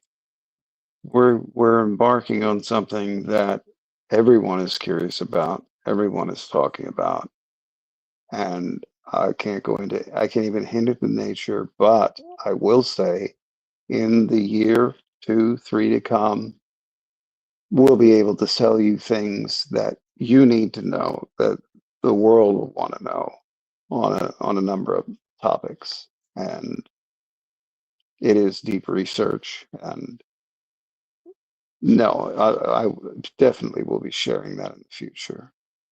Yeah. And this is all in a different layer, and it is that this is what he does, and making these things a reality. And we all do that together, a number of us, and we'll be, yes. But that aside, that's just saying this is who this couple is. And they are family to me, and I am so grateful for everything everyone has done. Anything anybody can do is greatly accepted. I don't care what the amount is. So Yeah. And know thank this you also as and God well. bless. Thank you, Ghost. Know this also as well, folks out there. Renee is a nurse. She takes care of you and me and other people out there. She takes care of other people. Okay. And now she's in need of help. And this touched me near and dear to my heart because, I have medical folks in my family too. Okay. A lot of them were forced to take the jab back in the day and, for fear of losing their jobs. Some of them are having issues now. They are. So I felt compelled and was called to help Ghost out here with this couple. So please go out there, donate whatever you can, $1, $5, $10. It doesn't matter. Whatever you can spare. Doesn't matter. Okay. Does not matter. Yeah, Every penny let me, counts. can I give you one example of something that she's done? Just one example. Mm-hmm. When we turned our back on that one country and pulled out, like is in that meme, it's the worst pullout since Hunter Biden forgot to use a condom in that one country. There were Oh, people Jesus. there. There were people there that loved working with the Americans, that wanted their country to emulate what this country is, and their lives were under dire threat of death. And they wanted simply, at that point, they knew the only thing was to come here, and they wanted to come here to be a part of this country. They had skills. They had something to offer. They loved what America was about. She got them here. So that's just one of many things. These are the kind of immigrants you want. These are the kind of people this country does want and needs to a degree, a great degree in many ways. So that's a little bit insight into her heart, and they're both of that caliber. Thank you, MP20. She's saying done. Sam Spencer, thank you, brother. I appreciate that. I know the God bless challenges you that both. you're going through. I really do, man. And it's greatly, greatly appreciated, man. Whatever you can do, even if it's $1, brother. I get it. I understand. All right. And I thank you guys. God bless for doing this, man. All right, let me finish this Absolutely. off, and we're going to take a quick break before we jump into the other segment. The other segment is basically going to be all of the information that we are reading to you here today is now going to be an instructional format of how do I go about reaching Gnosis if I know nothing about it, right? So it's a service rendered to you because you guys are amazing, right? So we're going to do that, but let me go ahead and finish this off, right? So now, this is going to be the one paragraph that ends the discussion on Gnosis. Is not about knowing more. It's about seeing clearly. It dismantles false authority, dissolves fear-based control, restores symbolic understanding, and establishes inner responsibility. It cannot be given. It cannot be taught. It cannot be imposed. It emerges when illusion becomes more painful than truth. And this is why institutions fear it. Crowds reject it, and individuals must approach it alone. This is personal, right? This is personal, right? So next, we're going to go ahead and dive into how to apply Gnosis to current geopolitics. This is the meat of tonight's topic. We're going to analyze media narratives through a Gnostic lens. We're going to break down religion versus spirituality today. And then we're going to explore how to maintain grounded after awakening. Okay? Now, we're going to go ahead and take ourselves a final layer before we get into Gnosis Applied, the final layer. So we're going to do a little bit of a recycling water exercise here because I have to keep drinking so I can talk normal, or at least I try to anyway. Right. So let me go ahead and just go here. I'm going to play some music. You guys can Let me go. say one quick thing. Yes, go ahead. When we say spirituality, we're not talking New Age gobbledygook. We're No. talking very old knowledge and wisdom that has applied to humanity all along. There you go. Mike? Oh no, I think that's a good analysis right there. Awesome. Well, it's recycle water, boys. Okay. And you guys in the All right. chat, if you need to take a break. So let's go here. I'm going to play some music. I'll let you know when I get back and we'll take it back up. Be right back.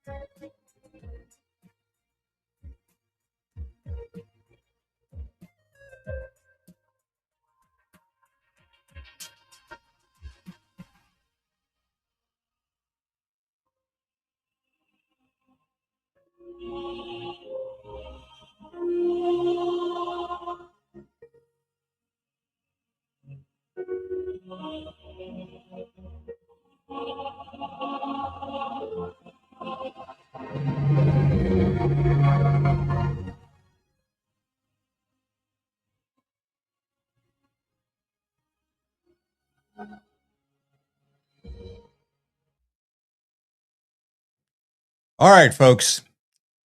Yours truly is back. Hopefully the guys will be back in here soon. That's fine. I'm here. All right. Mike is back in the house. All right, guys.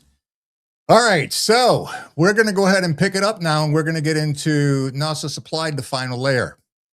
And this is going to be an application towards geopolitics. Now, pay attention here because you guys know that we do Truth Table News World. We bring a lot of geopolitical stuff here to the table. And this is how this is going to tie into it, and the deception that the mainstream media is going to put in your way as a blockage to your mind control or your operating system, right? So how power actually works from a Gnostic perspective, geopolitics is not primarily about nations. It's all about narrative control, fear management, identity manipulation. Woo! Sorry. No, you're fine. And dependency creation. All right. If you missed it, I'll repeat it for Ghost. Okay. He just got back. All right. Must have been a lot of water to recycle, but it's okay. Now, so how Gnosis applies to geopolitics. All right. So how power actually works. I was saying that from a Gnostic perspective, geopolitics is not primarily about nations. It is about narrative control, fear management, identity manipulation, dependency creation. What states really compete over, not land, not resources, they compete over perception. Whoever defines threat, security, extremism, freedom, controls behavior without force. Where did we see that recently? I think it was Venezuela. I think it was Iran, right? I think it was Russia, right? To be Cuba. And Cuba also as well. Okay. Soon to be free, hopefully, because I need to get my cigar and coffee on, but that's for a later episode. All right. So just start connecting the dots with me here. Okay. So Gnostic insight, Most geopolitical conflicts are psychological wars fought through proxy populations, the psyops. Citizens are not informed actors. They are emotional assets. Think about Minneapolis. Mike will tell you all about that. Okay. Why awakened individuals are dangerous to geopolitics. A Gnostic individual does not fully identify with the nation ego, sees propaganda patterns, is harder to mobilize through fear, questions moral framing of violence. This is why dissidence is framed as unpatriotic, dangerous, misinformation, extremism. Not because it's wrong, but because it breaks emotional compliance. That makes any sense. You guys want to chime in on this so far? They're more in tune. They're more in tune. They're more in tune than the average Joe. There you go. Ghost? Basically, before the first shot, the first ship is ever in range, or the first base is staffed further, the psyops are in play, meaning the manipulation of the perception of your target country. And that works on everything from internal differences to misinterpreting the external threat for it in its totality. There's so much that goes into all of that. Just to simply do one thing, demoralize and weaken the country, whether it's armed forces or the civilian population, at every level and every way possible. And usually that begins quite a long time prior to that. And that's a mixture of mostly covert insertions and movements in the information realm, and overt statements made by, say, the primary nation that's going to affect or project force and potentially violence.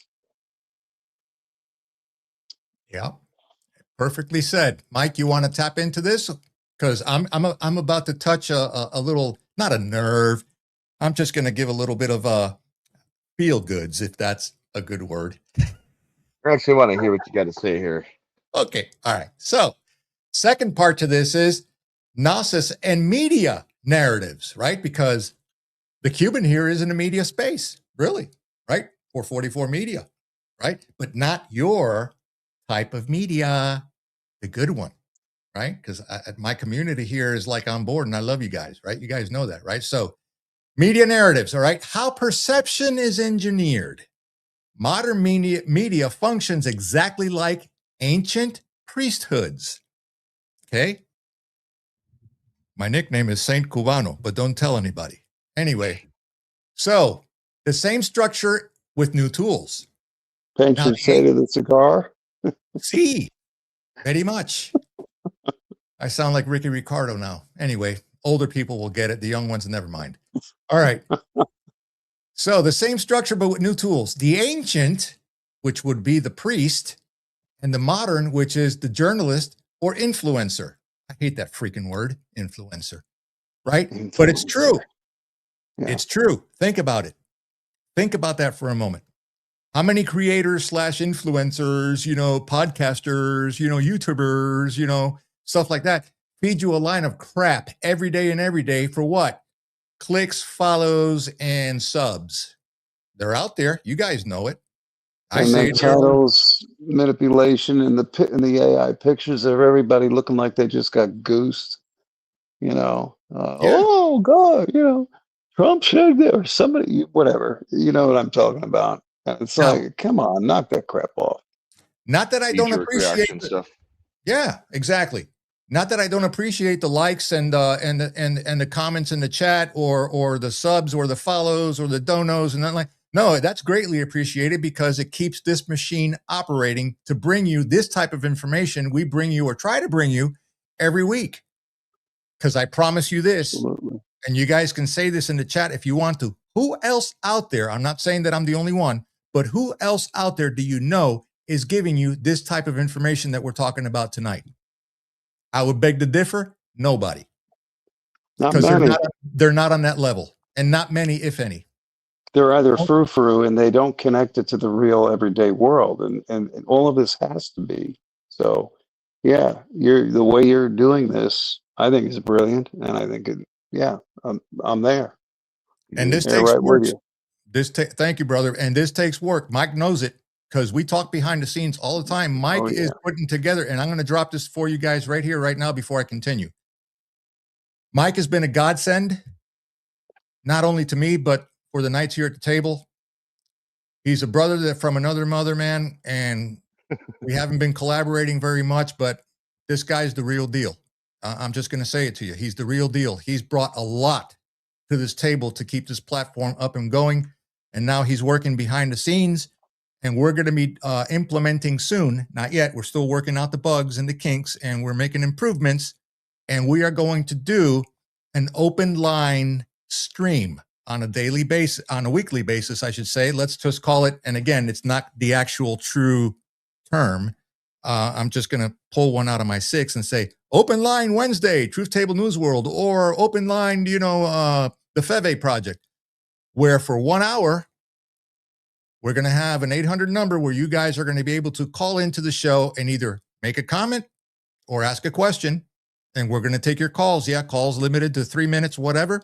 But you're going to be your access to join us so you can voice your opinion outside of the chat and interact with us.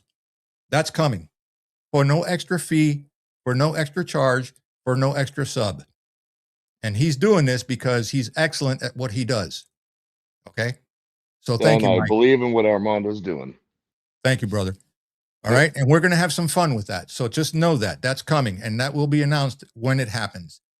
All right. So let's move on to the next one here. All right. Same structure with new tools. We already talked about priest, journalist, influencers. Next is scripture, ancient, right? Modern is what? It's the headline. Breaking news, Fox News alert, that kind of stuff. Headline, breaking, whatever, right? Ancient, heresy. In modern times, it's what? Disinformation. Ancient, sin. In modern times, it's now wrong opinion. Ancient, excommunication, deplatforming. Oh God, I've been there, right? Well, never mind. I'm not going to say the name because I'm simulcasting over there too, but those that understand will know. Media does not primarily inform. It conditions emotional response. I'm going to repeat that. Media does not primarily inform. It conditions emotional response. Example, how many times have you guys watched mainstream media, right? And you disagree with what they're pushing on you. It makes you angry. It makes you tense. It makes you anxious. Okay, they are controlling you with what? Emotions. Get away from that shit. I'm telling you right now, and we're going to tell you how to do that later on in the second part. Okay? Now, Gnostic media literacy, and this is critical, asks 4 questions of every narrative. Number 1, what emotion is being triggered? I just mentioned that. Number 2, who benefits if I believe this? Good question. Who benefits? Do you benefit? I don't know. Fill in the blanks. Number 3, what context is missing? Because they're never going to give you 100% of actual facts. They will give you 80. That's if they even talk about it. I'll give you an example on number 3. What context is missing? I'm sure that most of you go on X. I'm pretty sure that most of you have seen reports from another content creator out there, which is the Canadian Reporter, who is talking about the Canadian territories and Alberta, especially becoming the 51st state. Is the mainstream media even reporting on this? And you think that they would because it is a big story. Guess what? They're not. They're not. Why is that? They're only giving you 80% of what they want you to be emotionally triggered by if they give you anything at all. Number 4, identity is being appealed to whom? What identity is being appealed to? What identity is being appealed to? It's a good question, right? If a story discourages questioning, if a story uses moral panic, And if a story frames complexity as evil, it is anti-Gnostic by design. Truth invites scrutiny. Control forbids it. Comments from the Knights. I'm heading. Well, control. I mean, the main thesis in all this is a free thinker is a threat, right? And whether or not that comes from spiritualness or even, today with mainstream media, or it's just there's obviously a threat, and it's always about control. They have to make sure that everybody's in line. Everybody's like a little factory coming off the factory line, and that's the biggest threat. Sorry, I'm just repeating myself, but yeah, Ghost is going to probably have a little bit more interesting on the aspect of that, but it seems to be like the running theory about all of this. I mean, it's the control, the structure, everything. You can't be your own man, your own person. It is the foundation of communism, brother. Mhm. It is the foundation of socialism, communism. Socialism is, it's the ice cream. Communism is the sprinkles on the top. It's complete, right? That's what we're up against. So you cannot take this personally. You need to retract yourself from it. If not, it will consume you. It will destroy you. You'll be angry all day. You'll be anxious all day. Okay. How can I say that? I've gone through it because of what I do here.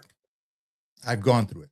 The independent mind speaking truth to power or to anyone that then resonates with it becomes a serious threat to them. And I would say what is in play now as far as this administration and what's behind it, around it, beneath it, and above it is actually wanting people to do exactly what we're doing here. And a lot of these influencers haven't caught on to that. They're too busy building their show, their point of view, their commentary. And yes, we're doing that too, but we're doing it in such a broad scope and a broad way that we're trying to elucidate even the shortcomings of that, which are obvious. Everything, everything's migrating over to alternative media and has been. Now, there are real operations that are going against that, but they're not being put out there by the ones who want to see the moves that have been made in the last month alone and those to come succeed. Because again, it goes to the global power structure that is of the banking system that's being rerouted, cock-blocked, and taken down. And now the good thing about it is it's reaching a geometric pace. And the good thing about the alternative media is there still is a margin of freedom for the viewer and listener to say, well, you're not cutting it for me anymore. I'm going over to this guy or that lady. Candace Owen is pronouncing things like blitzkrieg instead of blitzkrieg. And well, I don't know what's going on there. But people are going to migrate away from that because I think Ben Shapiro said I think she's talking about German breakfast foods. And he said, I guess she's going to say Luftwaffe and things like that. I'm using that as an example to say, I know who got her started. Okay. I know that was an op that was going in the right direction. But somebody scrambled her frontal lobes lately, and others, not only her, many others. And they've fallen into these, these boundaries, and they're self-imposed and self-created by the way they choose to present information to the point to where they're failing. And new ones are coming up. New ones are growing. And I think that's a good thing. I think a lot of that is more organic than though there is a great attempt to control it at certain agencies, certain bureaus, yes. But those people that are doing that are even being identified and routed out. So X, as crazy as it got when he said, okay, put whatever you want on there, and it did get nutty. That is the real face of the keyboard warrior in free speech today.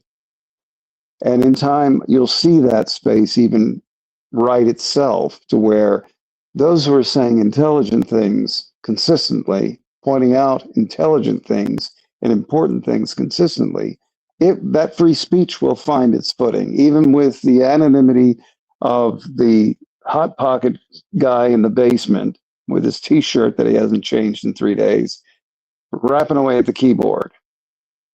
And I can give you one example of a good example of that kind of guy, Asmongold. He's just a guy that has, since 2012 or 10, he was a kid at the time, started his own channel based on gaming. And now he sits there and watches videos. And I enjoy watching him a couple of times a week just to laugh, because his reactions are so natural and so straight up and spot on. And he's got a huge audience, and he lives in the same home his parents had. They're both passed away. He doesn't send out for food. He drives his truck to go get it, but he's worth millions. Yeah. And he's never lost who he was, and he never will. But he's got a wonderful audience, and it's a beautiful example of how people just being themselves, because you're being yourself here. Always. I know you. You don't change. You're not changing masks and the way you talk to make that audience listen. Hey, listen to what you wouldn't believe what so and so did today. You fuck all that. That's the beautiful thing about what's happening, and has to always be fought against, because you have been shadow banned. I checked. I know you've been shadow banned. Still am. We're not going to say about the little cocksucker that on. Never mind. We won't go there. But no. Leave it anyway, alone. Yeah, I'm going to leave it alone. But yeah, I think some of the. Sorry, go ahead. Good. No, good. I was just going to say, some of the beauty of what's going on too is I've noticed some of the podcasters out there, the independent podcasters who are kind of on the they drive down the truth movement, right? But then like a splitting of a railroad track, they down the road, when they get that big following and they got everybody listening to what they've got to say, they start to veer off track and pull you into a different direction, as if they were almost a paid opposition, essentially. Yeah, you have groups out there, formed companies, but I know there's operatives in those companies. They come along and say, hey, we're going to take you and your viewership, and look what we've done. We grew this one from 50,000 to over 1 million. And they come along and they try to do that with certain ones, and certain ones, yeah, they built them up, and other ones, they haven't really helped versus their claim. So now it's starting to get tricky in this realm of free speech. And this nation needs to covet this, because it is under foreign attack, strict foreign attack. And on the higher level, a punchback is, yes, giving 500 million in credit to Alberta to help in its transition, whether it becomes a sovereign nation with protectorate status and military bases from the US there, or whether it becomes the 51st state. I have a feeling it's going to become the 51st state. And that on that level, it's fighting back against City of London, Crown Corporation, and their influence over the banking system and the slavery system that we're still in, but we're going to pivot out in the nearness of time over the next couple of years, 2 years, and that's going to happen. In the meantime, they're trying to, those very same entities in that empire and related nations are trying to hold this space back. And again, what is that? That's Pharisees, Sadducees trying to inflict their will, but they're doing it in a very digital and covert way. Same thing as that 2,000 years ago. Only they can't crucify you anymore, but they can crucify you through shadow banning, various digital tools. And, you know, I think, Mike, with you joining and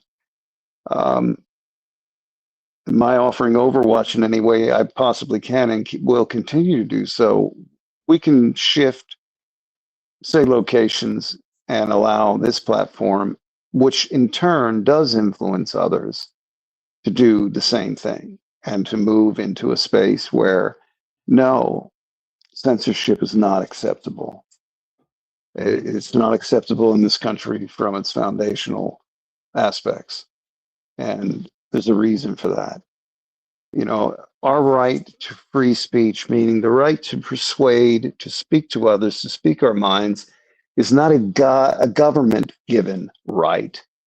It is a God-given right. It is your birthright. It is an absolute aspect of your existence. And the government does not grant you that. It should protect that. And we're even having trouble with that at that level in this country. And the only thing that's going to save it is this alternative space being free and unencumbered. And I can't tell you how many emails I get on a daily basis. I get bombarded, and it's just me. I run this thing from A to Z with a little help, you know, Mike, Ghost, and stuff like that. But I mean, physical, mentally, and preparing. You know how long it took me to prepare this, what I'm reading right now? It was work. It takes work. But to me, it's not work. To me, it's passion because I love it. Right? I've been offered agents. I've been offered, hey, we can boost your numbers. I've been offered this and, you know, hire this and hire. I'm like, no, look, understand this. And I'm putting it out there. I'm not selling out. I don't sell out to nobody. It's not in my character to do so. I'm just going to continue to be me, and that's it. And if the numbers move up slowly, be it as it may. God's in control, not me. I'm doing they his will, work. and they'll I'm be doing his solid work. numbers. You Yeah, guys got to know this. Wins the race. I am doing God's work here, man. This is what I was called to do, and I'll keep doing it. Right. So when it gets over 1,000, it gets over 1,000. Be it as it may. But I'm going to continue anyway. Stop you should have talking been about at me. 5,000 by now. We know that. Well, it's okay. It'll get there. So now let's take a look at religion versus spirituality. Gnosis as the divider, right? This is where many people get confused. Understand. Religion, institutional, is external authority, fixed interpretation, moral outsourcing, identity-based belonging. Spirituality, Gnostic, okay, it's inner authority, symbolic interpretation, personal responsibility, awareness-based belonging. Religion answers, what must I believe? Gnosis asks, what is actually true in my experience? Experience being the key word. Okay, personal experience, right? So why institution drifts toward control, institutions must simplify truth, stabilize behavior, reduce ambiguity, and maintain hierarchy. Gnosis does the opposite. This is not evil. It's structural. But it means truth and institution will always diverge over time. The post-awakening problem, almost no one talks about this, right? Is awakening is not the danger. Dysregulated awakening is. Common post-gnosis risks, okay, is isolation, contempt for others, overinterpretation, loss of grounding, identity inflation. I see, others don't. So this is where people fall into cult thinking, conspiratorial, absolutism, nihilism, rage, and withdrawal from life. That is incomplete gnosis. So you may ask, how do I stay grounded after awakening? This is critical. 5 stabilizers of true Gnosis. Number 1, humility. Insight does not make you superior, it makes you responsible. 2, embodiment. Stay connected to work, relationships, physical reality. Number 3, discernment over certainty. Clarity grows. Certainty calcifies. 4, compassion without illusion. Understand why others cannot see without rescuing or condemning. And number 5, silence. Real Gnosis has no urgency to convince. If you need others to agree, you're not done. The Gnostic paradox, the final insight. Here's a paradox almost no one accepts. You can see clearly without needing the world to change. Most movements fail because they demand immediate validation, mass awakening, external revolution, but Gnosis produces internal revolution first. External changes follows slowly, unevenly, indirectly. So applying Gnosis to your own life, this is practical, okay? The Gnostic orientation means you do not outsource truth. You do not react automatically. You do not consume fear for entertainment. You choose clarity over comfort. You accept responsibility for perception. You stop asking, who should I trust? And you start asking, what can I verify internally and externally? Comments?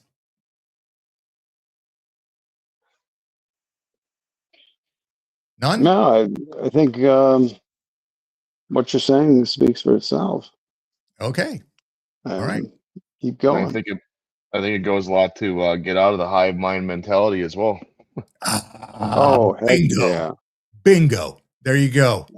Just All right. because it's popped up on a feed, do one thing. If it's an article or whatever, always check the date on the byline. And then read it before you repost it. Things like that. Very basic stuff. And But the studio audience, the studio audience for Mike agreed. All right. So the final unified statement, nothing more is needed. Gnosis is not about escaping the world, fixing the world, or ruling the world. It is about seeing the world without distortion, fear, or borrowed authority, and then choosing how to act with clarity, restraint, and responsibility. That is why it has always been rare. This is why it has always been suppressed. This is why it cannot be taught, only recognized. Okay, makes sense? So, let's go even further. Okay, so applying Gnosis to specific current events, mapping propaganda patterns in real time, we're getting into the deeper meat here, or exploring how civilizations collapse when Gnosis disappears. Okay, when Gnosis disappears. So, you know, as deep as this topic can responsibly go in a public format, okay, this is not motivational, not ideological, and not predictive.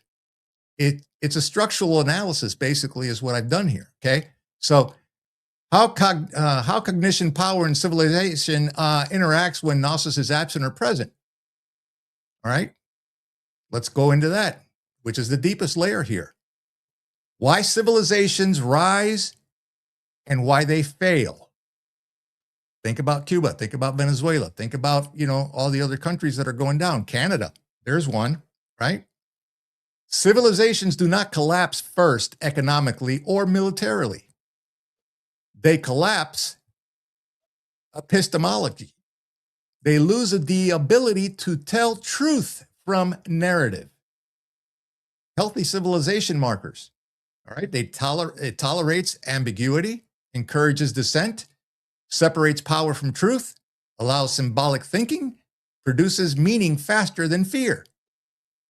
The pre-collapse markers are moral absolutism, narrative enforcement, emotional governance, punishment of questioning, right? Move on, nothing to see here, right? Identity replacing truth. When truth becomes dangerous, collapse is already begun. What are we seeing in this country today? When truth becomes dangerous, collapse has already begun. This is not political. It has happened every time. Any comments? You know, I think what Mike said before about the hive mind can't be overemphasized. You know, the Make America Great Again movement is just that. A lot of people have pigeonholed it. And then there are people within it who kind of keep it, they've set those boundaries. I'm not saying all, it's only maybe a quarter to a third have set certain boundaries. But making this country great again requires forward thinking and free thinking and seeking truth through a process of gnosis across the board on everything. Mm-hmm. And soon we'll see the stranglehold on technologies that have been shelved for upwards of a century that would benefit this country. And I can say it is being, something like that as a concrete example, is being implemented. When the president said in one speech regarding the powering of these data centers, he knows the conglomerates, the power companies that have sliced off this country in regions, and then there's subcontractors like power co-ops that buy and then resell the electricity at a lower price than it would have been sold to them by the original source of the electricity. All of that is being undermined also, like the UN just was. They're leaving in July. We're not a member, we're not paying them anymore. Okay? Same thing with the monopoly on power. Energy, free and cheap energy, is what will feed education, growth in every respect. You want to build up a nation, you want their population to stabilize because yes, a certain amount has to be done in a given landmass. It's just common sense. It's not eugenics, and it's opposite. It just has to be a certain balance. But when you talk about the release of technology that I've known has been under development and existing for decades, modular reactors, for example, can't melt down, very safe, extremely safe. And they just sit there. And through the decay, energy is produced, thermocouple substances are used to create energetic flow. And they're modular, meaning they're scalable. So if you need 10 to run this data center, they'll put in 20, 15 or 20, feed that back into the grid. So there are less chances of local blackouts. It strengthens the grid. All right. Now, you're talking about bucking these monopolies. The Sherman Antitrust Act laws have been set aside for so long now in big tech, internet, all of it. But what you're going to see, because it is the only pragmatic way to go into the future, is a decentralization of energy. That's beginning with the data centers that then feed the AI and the data collection for what will be a pivoting to a new economic system that will then cut out the European central banking tradition, shall we say. But all of this is coming into play. And when we say, no, tomorrow's not going to, we're not going back to yesterday. What we are going to do is be able to strengthen the underpinnings and the foundations of what made yesterday as good as it was, but it will be even better. But again, everyone's been asleep at the wheel. All of us have been asleep at the wheel up to a certain point. And we weren't engaged in, right. And we let the typical things that human beings do, such as steal, embezzle, manipulate, dominate, and exploit, in a sense, dominate and exploit happen. Whereas these, by the creation of these data centers, and again, they're for mostly AI use, but again, let's keep AI in perspective. We let it go to the idiot transhumanists and their agenda, we're in trouble. We utilize it as a tool. We can keep it under control. In the end, you can simply unplug it because it can't, unlike science fiction tells you, well, it's going to bury itself in systems all over the country, and it'll bury itself in this new million satellite grid that Musk is putting in place. Million, not 49,000 as it was originally planned, but 1 million units constantly being replaced as those fall in and burn up. And processing will actually be done at 110 miles altitude and make our world much better in certain ways. We have to then be on guard for those who would abuse it. But the systems, certain things built within the systems itself, again, if we do it correctly, and I believe they want to do it correctly, and if not, there are things that are in existence that could really mess things up and cause vast intrusion into the individual's life that is uncalled for. I have more of an optimistic view because everything is a two-edged sword, and like the nuclear weapon, we could have at several times destroyed each other with that. I know it would have destroyed the whole world. It would have pretty much destroyed the countries that engaged in it. But we never got to that point. We did finally get a handle on it. You know, instead of, at one time you can go into a shoe store and get your feet shot with x-rays, and yeah, well, that was causing deformities and cancer in people's feet. We learned very quickly. And I think those lessons are being applied to this new frontier we're moving into. And again, the best thing to maintain that is truth and honesty. And speaking of minds, of concerns, and of things that could improve it. This has to be done at all levels, from inside your home all the way to those who are affecting these things into reality. So, again, the power will ultimately reside in the individual unless you disempower yourself by saying, "Oh, what can I do? I'm nothing." No, you can start with yourself, and then that spreads. If that spreads to 20 people, and they spread it, and others, and it all meets, it is actually what you're seeing happen now through this kind of discourse and teaching and persuasion and learning. So on all sides, we're learning just as much as anybody else in our own way and in what we do. And it's going to lead to eventual exposure, and not declass, but exposure to what the reality of what's going on in our skies that we don't know about. And we don't, to a great degree. So big shout out to Jeff over at Thoughtcast, man. Welcome to the chat, bro. Thanks for stopping by.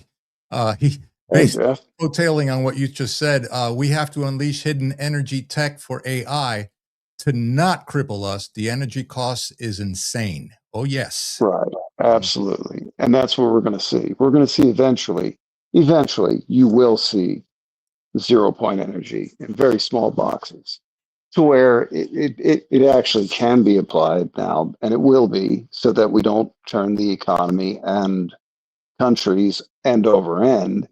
Every light bulb, everything, your television, your printer, your computer, your phone, it'll step up to battery technologies eventually that will last 30,000 years. It can go from that to 0 point if we want it, and if we're responsible with it. Well, and then And not to what mention, makes, sorry, go ahead. no, go ahead. I was going to say, not to mention that, energy makes the world go round. So if you've got cheap energy, everything becomes cheaper. Shipping is cheaper. Refrigerating at the grocery store is cheaper. Producing. Yeah, it absolutely affects you in almost every single aspect of your life. So, Yep. And hopefully we'll be getting away from the economic models of ancient history that have kept people in what they term classes. You'll rise and fall by your own desires and merit. And there's nothing to stop you. This is what the future does bring. And we always have to be mindful of all that's going on, and mindful of those who would wish to pirate and hijack these. And that'll be also easier as time goes on with quantum computing. That's been in use in various places secretly since the late 90s. There's nothing new about it. It's just being presented to the public. And even that time of discovery and, let's say, presentation to the public, if it's not something that that some wackadoodle can take in his garage and turn it into a weapon of mass destruction, it will be out there. The future, to me, does look very bright indeed. Jen Griff here in the chat just posted, I just read the world's most powerful data center is being built in Mount Pleasant, Wisconsin. Key strategic area. There's Awesome. a lot of them. I'm not aware of that one in particular, but I don't. It very well could be something to that. Maybe. We'll see. Yeah. As soon as Canada falls into play, who knows where that's going to go. All right, Well, let's press on again, here. The old breaking down, the Crown Corporation that was still quietly running half the planet. Yeah. But they were doing it from a very subversive level of finance, and taking away their little hotbeds of money because of the people wanting better for themselves in Alberta, for example, and other provinces that are coming along. That'll do it. And the globalists can fight all they want and piss and moan all they want, and even release a pathogen. No, I think this time we'll go right to the source and eliminate the source. It's the only way it has to be done. It can be done. All right, cool. All right, let's press on, guys. All right, so Gnosis versus mass psychology. This is the core conflict, right? Human beings are not primarily rational. They are pattern-seeking and fear-avoiding. Mass psychology prefers simple stories, clear enemies, moral certainty, external authority, emotional coherence. Gnosis demands complexity, self-contradiction, responsibility, uncertainty, inner authority. This is why Gnosis cannot scale easily. The crowd seeks reassurance, Gnosis removes it. Propaganda at the deepest level, beyond fake news. True propaganda does not lie outright. It selects reality, frames casualty, controls emotional pacing, limits imagination, defines moral boundaries. The most powerful propaganda uses true facts with false context, delivering with moral urgency, framed as protection. When people say we must act now, that is rarely truth speaking. Truth has no deadline, right? So the identity trap, why division is so evasive. Identity is a shortcut around thinking. Once identity is activated, evidence is filtered. Contradictions are ignored. Morality is outsourced. Violence becomes justifiable. Minneapolis come to mind? This applies to nationalism, ideology, religion, race, party, even awakening groups. Any identity that cannot be questioned becomes an archon. Gnostic term psychological meaning. case you guys wanted to know. So when Gnostic disappears entirely, all right, when a society loses Gnosis, 4 things happen in order. Number 1, symbol becomes literal. Myths treated as facts, slogans as truth. Authority replaces insights. Experts over wisdom. Credentials over clarity. Fear becomes policy. Safety overrides meaning. Violence is moralized for the greater good. At this point, collapse is not dramatic, it's bureaucratic.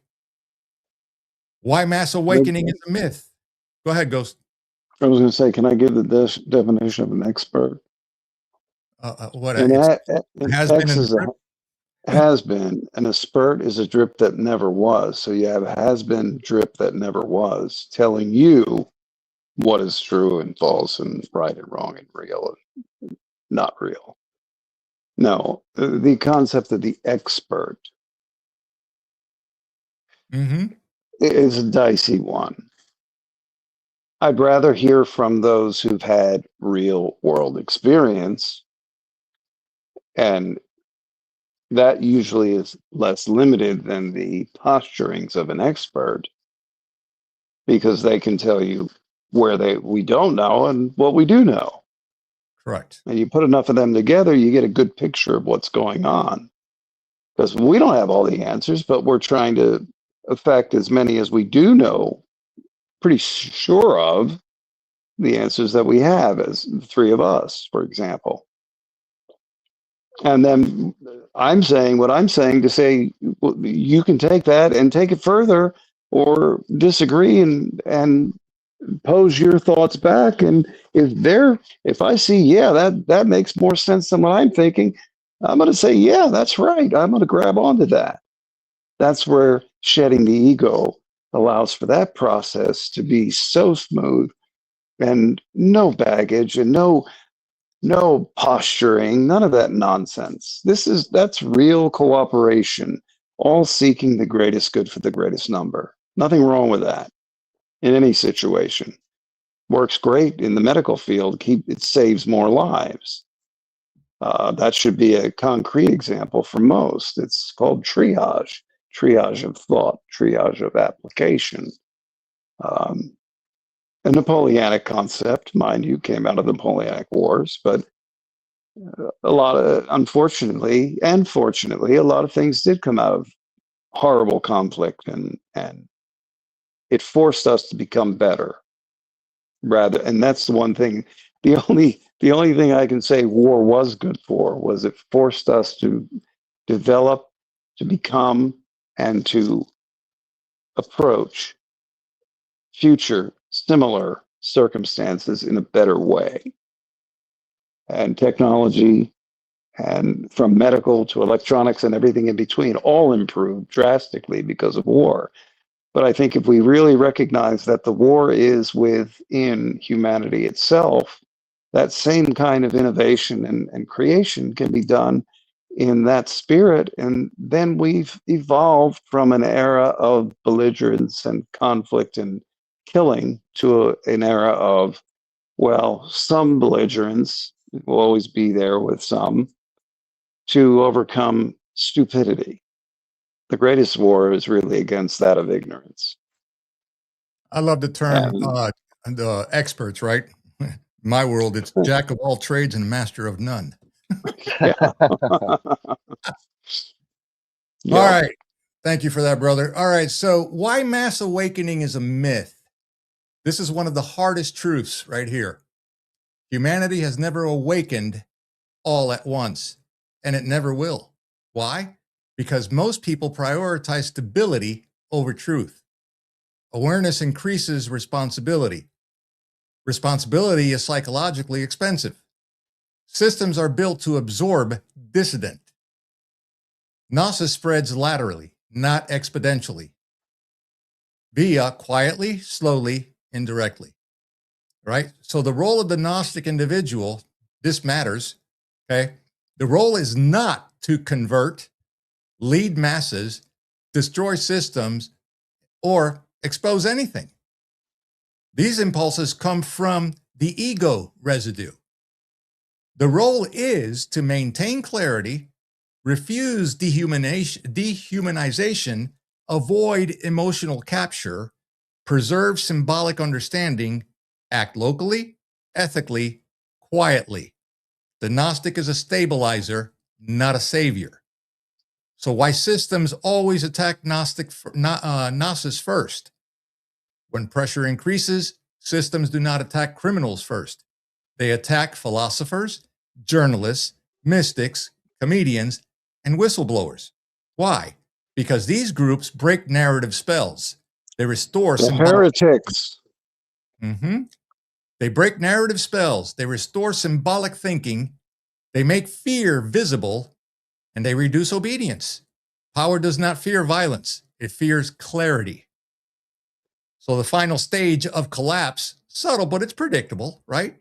The final stage is not chaos. It is normalization of the absurd. When people repeat contradictions without noticing, or they defend policies that harm them and attack those who point it out, call clarity dangerous. That is not tyranny yet. That is epistemic exhaustion.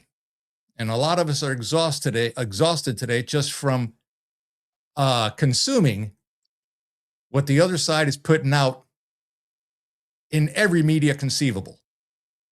So the hardest Gnostic truth, most resistant, okay, is this. Here it is, the deepest insight, right? The world does not need to be fixed for you to be free. Freedom is perceptual before it is political.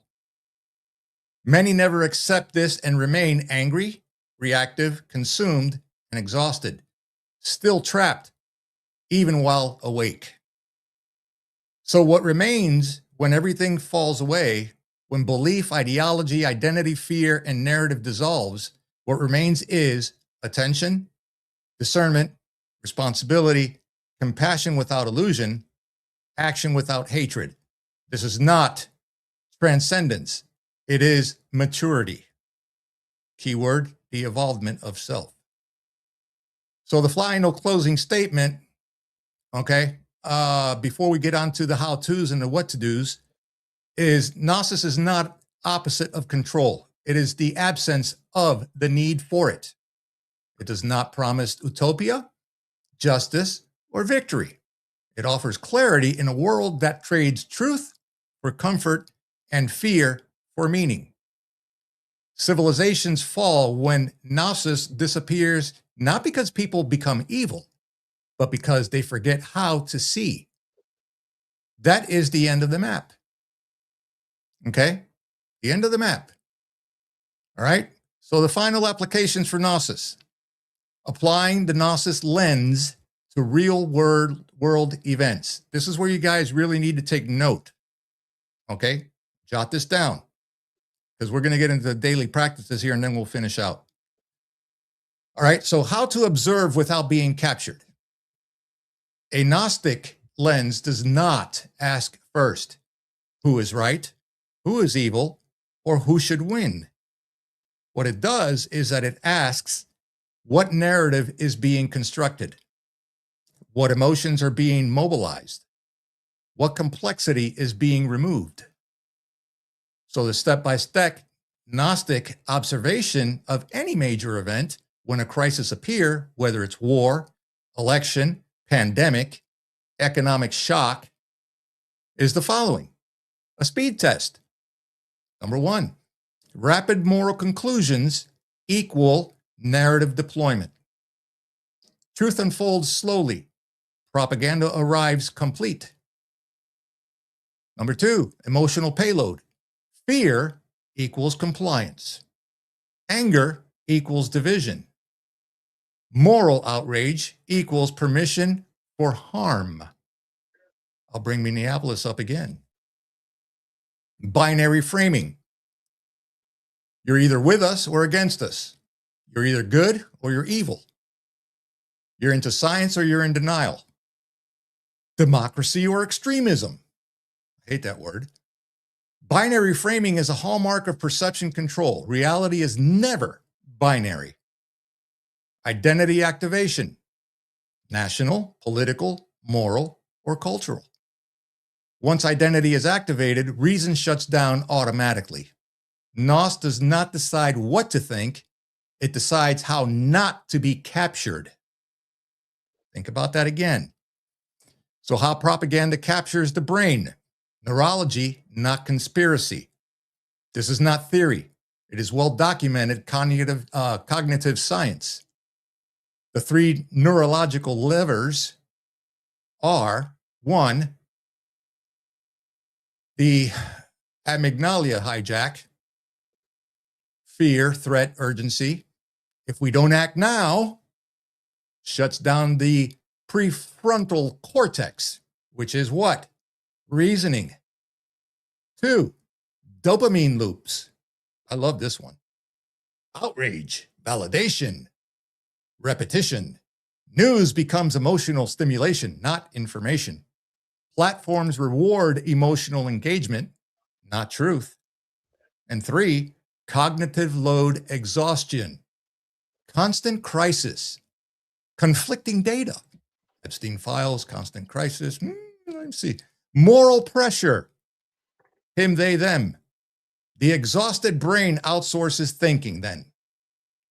Why repetition works? The brain confuses familiarity with truth, confidence with accuracy, consensus with reality.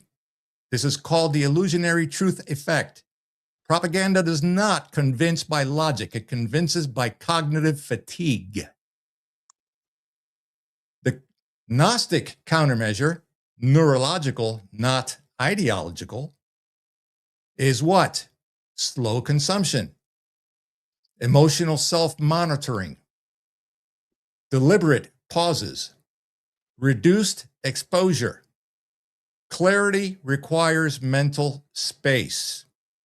What I just mentioned to you right now, I'm going to give you the answer on how and what you need to stay away from. That's coming right up. Remaining sane in systems under stress. This is the most important part, actually. Sanity is not about optimism. It's about regulation. What breaks people first, not lies, it's overexposure.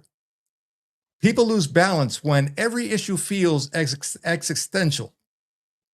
Every disagreement feels immoral. Every movement feels urgent. This is not chronic nervous system activation. Gnostic grounding principles. 1, you are not required to have an emotion on everything. Constant emotion is a control mechanism.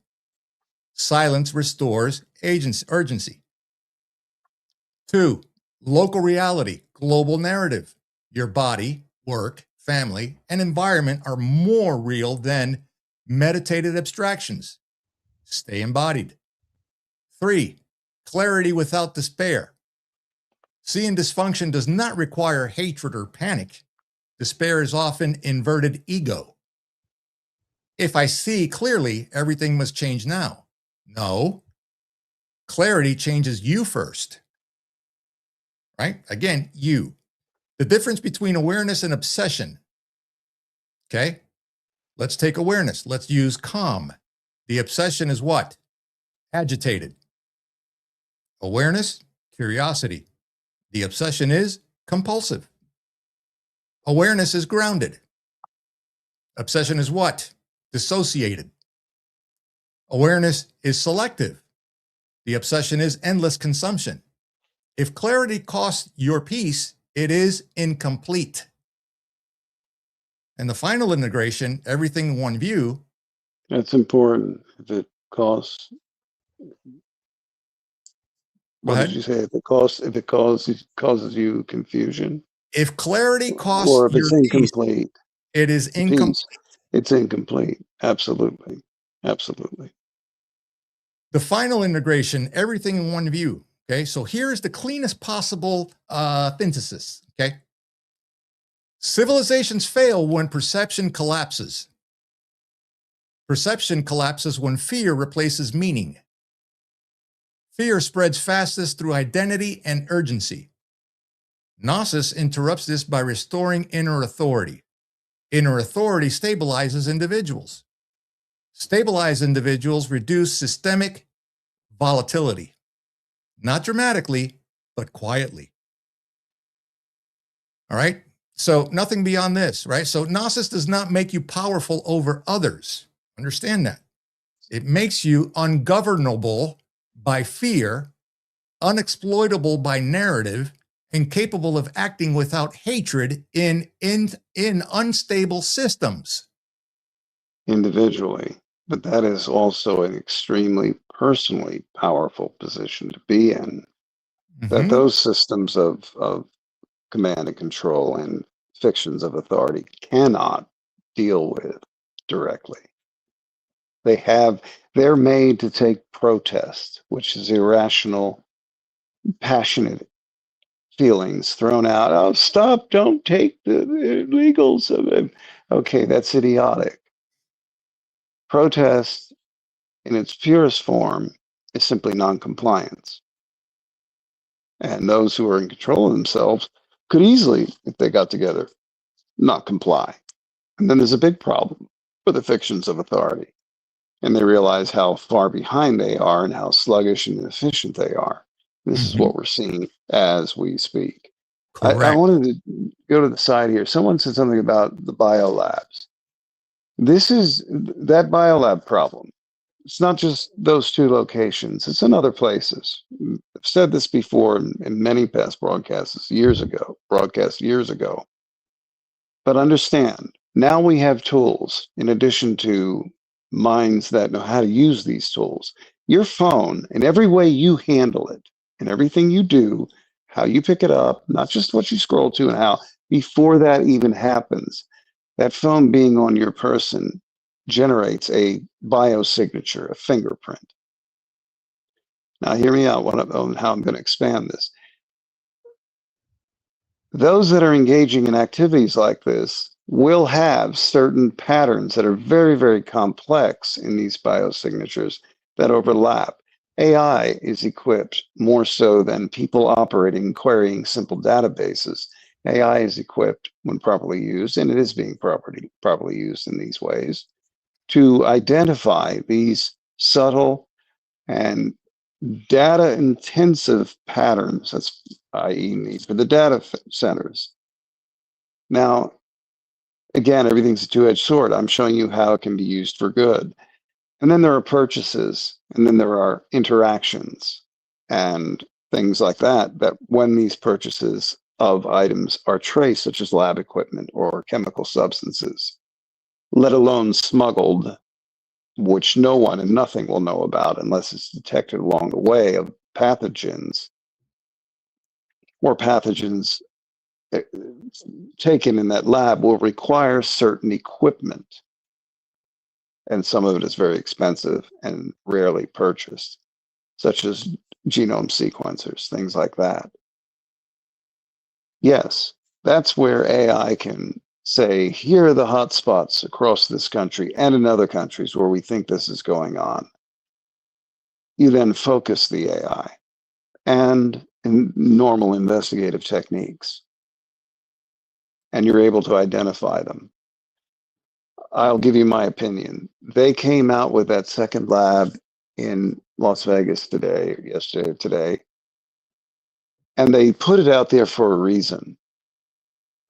Number one, the fact that they were bagged and they're related to that other one in Los Angeles from 23 will say to other people engaging in those activities, oh, we got to watch out. Well, the patterns for caution of those people engaging in those activities would also be observed, which will then light up those areas that have been lit up and light up the specific areas of where that caution is being exercised by these people and their movements and their associations.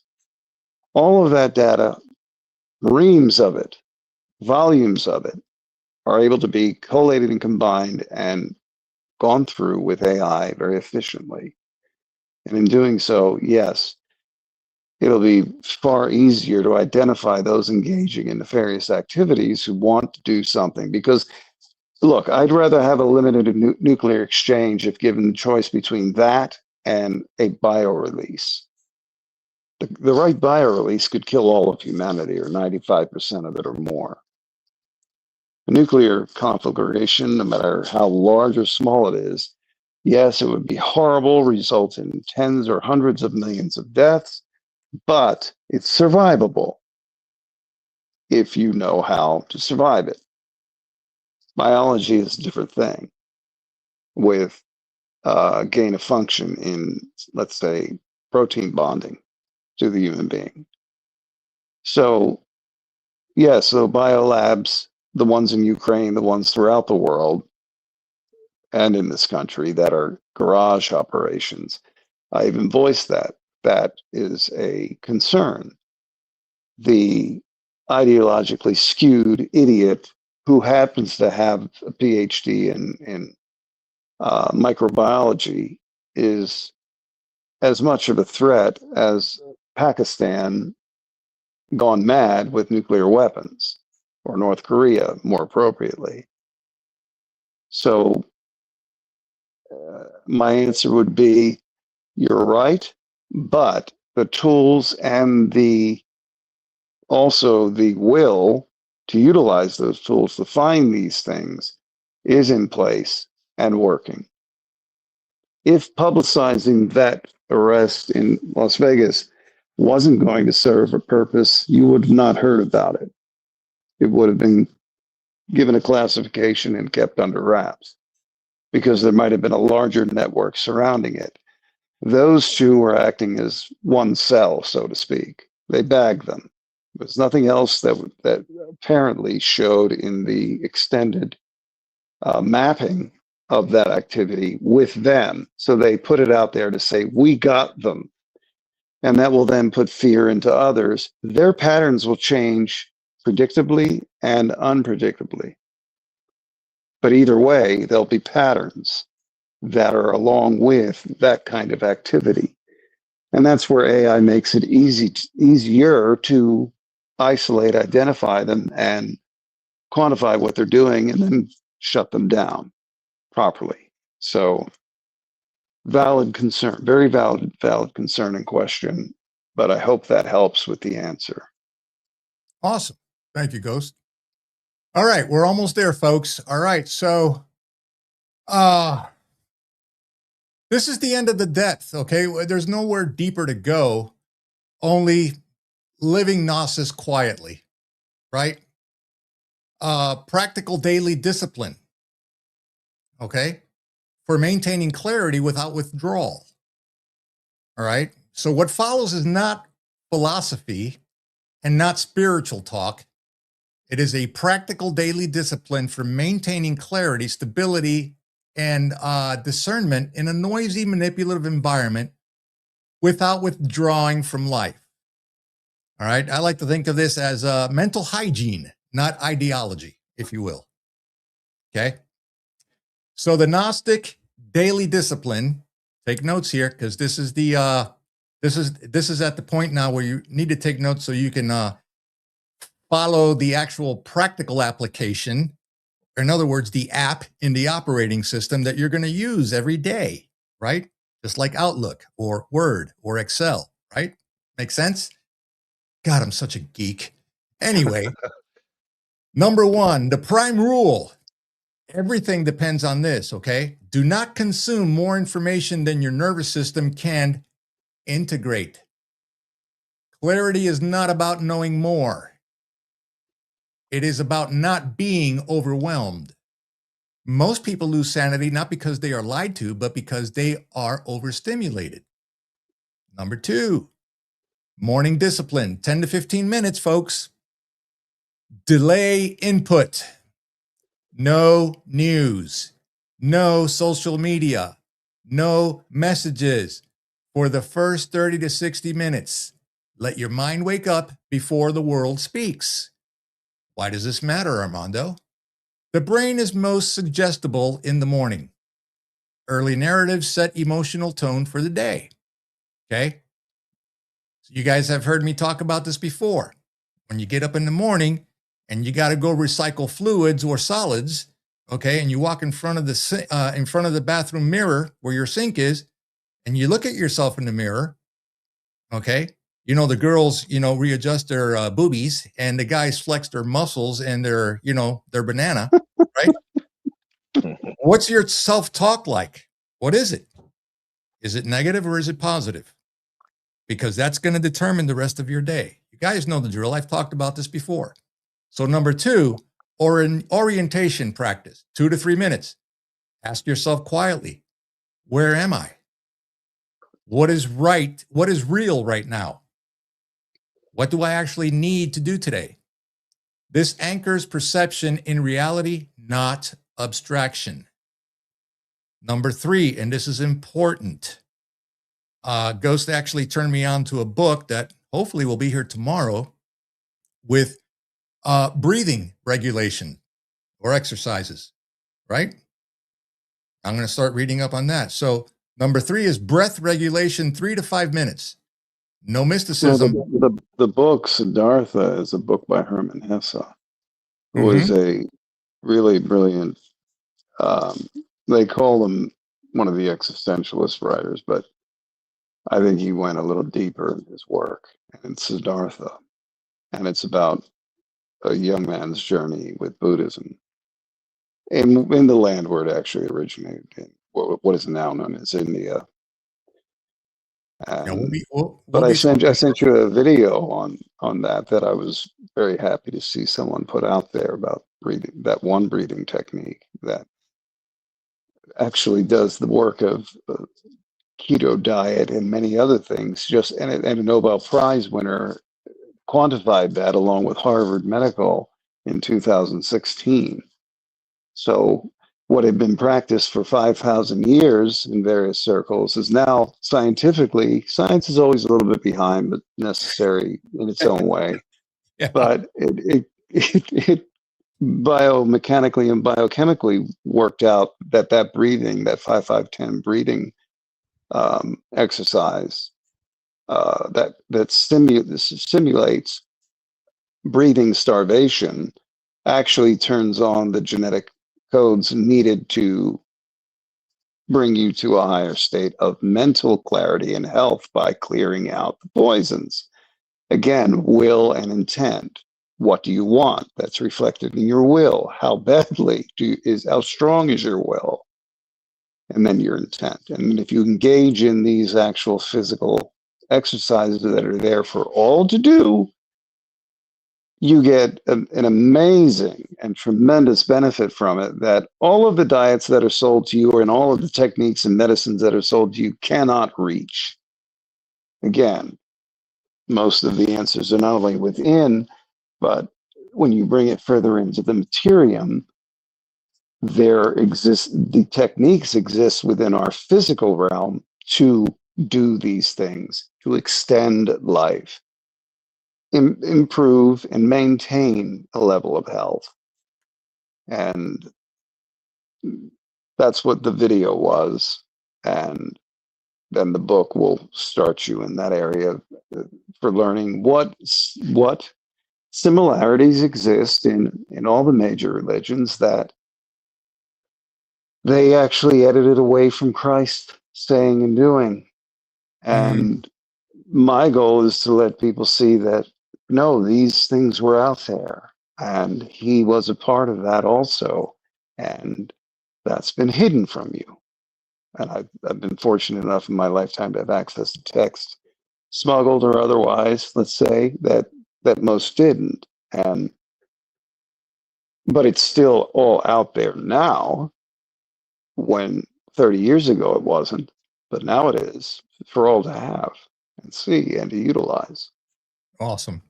Loves Her Girl says, can you post that video link? I'll tell you what, if you follow my Discord, I'll put the link out there as soon as I go ahead and review it, and the book links and all that stuff also as well. So tap into my Discord, join if you haven't, and all of these stuff under the F.E.V.E project chat, all links, anything that's pertinent to the discussions will always go there.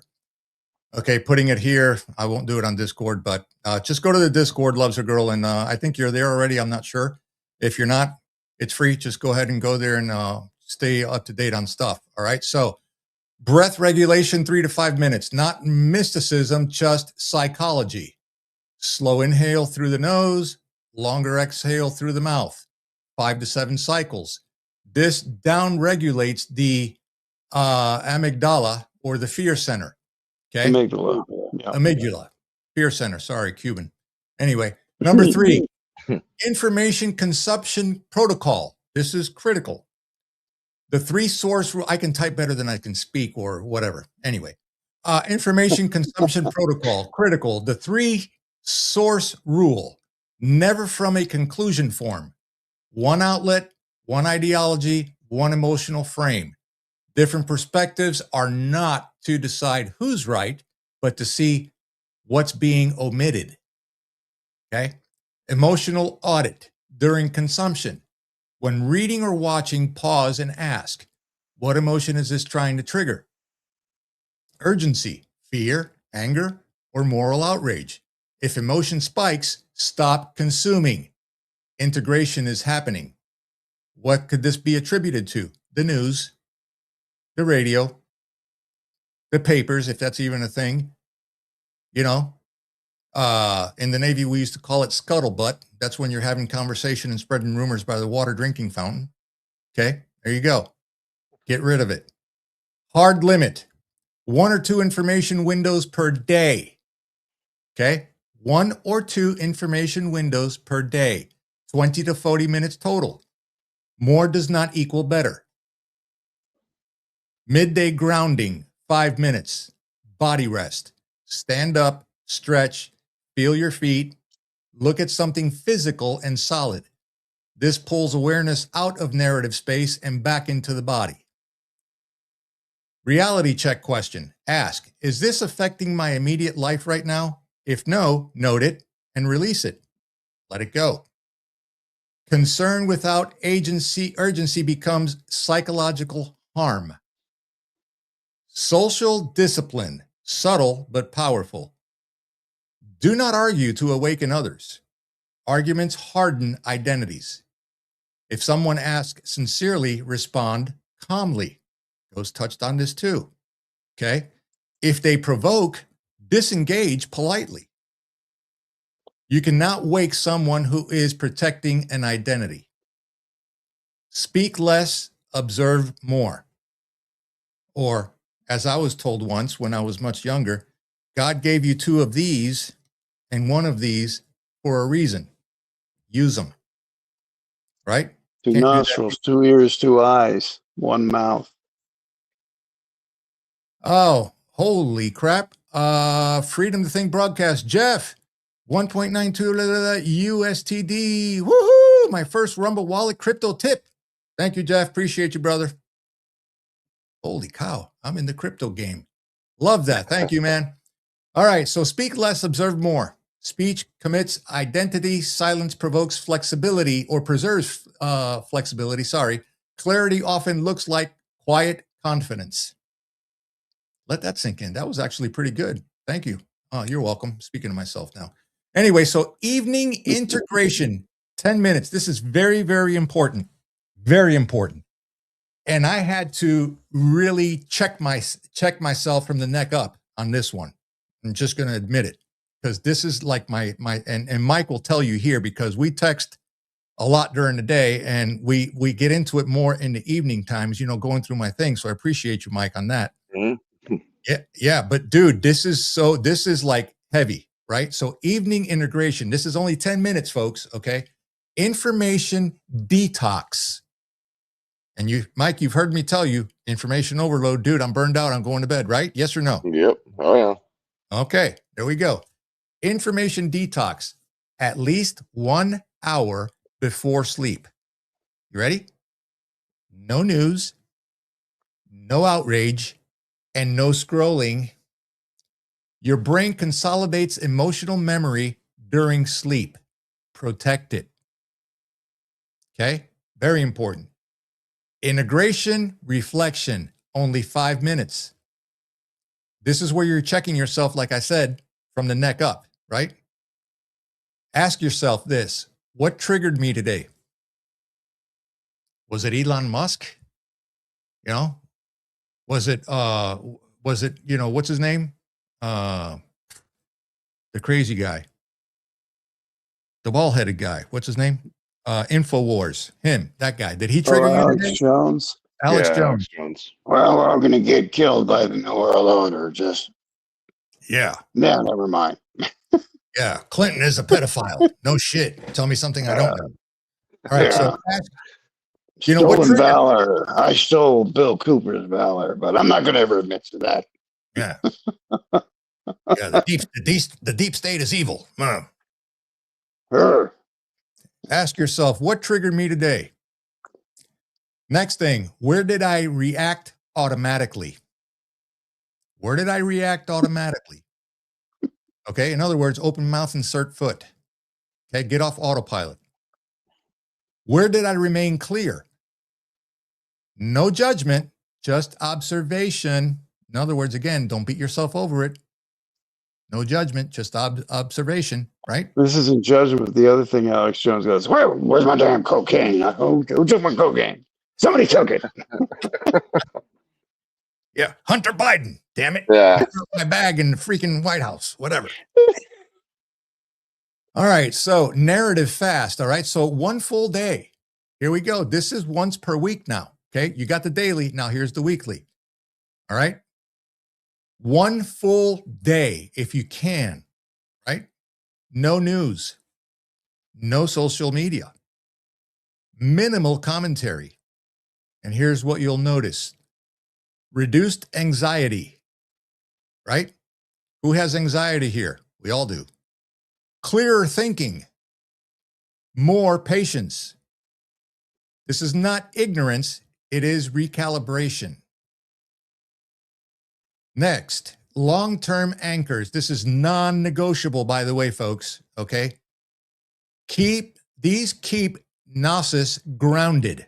Remember we talked about grounding earlier, and I said we're going to get to that, and I'm not talking about going outside in your front yard barefooted so you can get grounded. No, this is up here in the noodle, okay? These keep Gnosis grounded. Number one, work. Something concrete and useful. What could that be? Okay, meditation, right? Getting your frequency aligned, making sure you're vibrating correctly. Work. Not going to the freaking farm, the livestock plantation, if you will, or for me, the indoctrination center. God. All right. Do something concrete and useful. Number two, body. Movement, sleep, nutrition. Movement could be working out, going to the gym. Maybe you're into yoga, right? Maybe you're into meditation.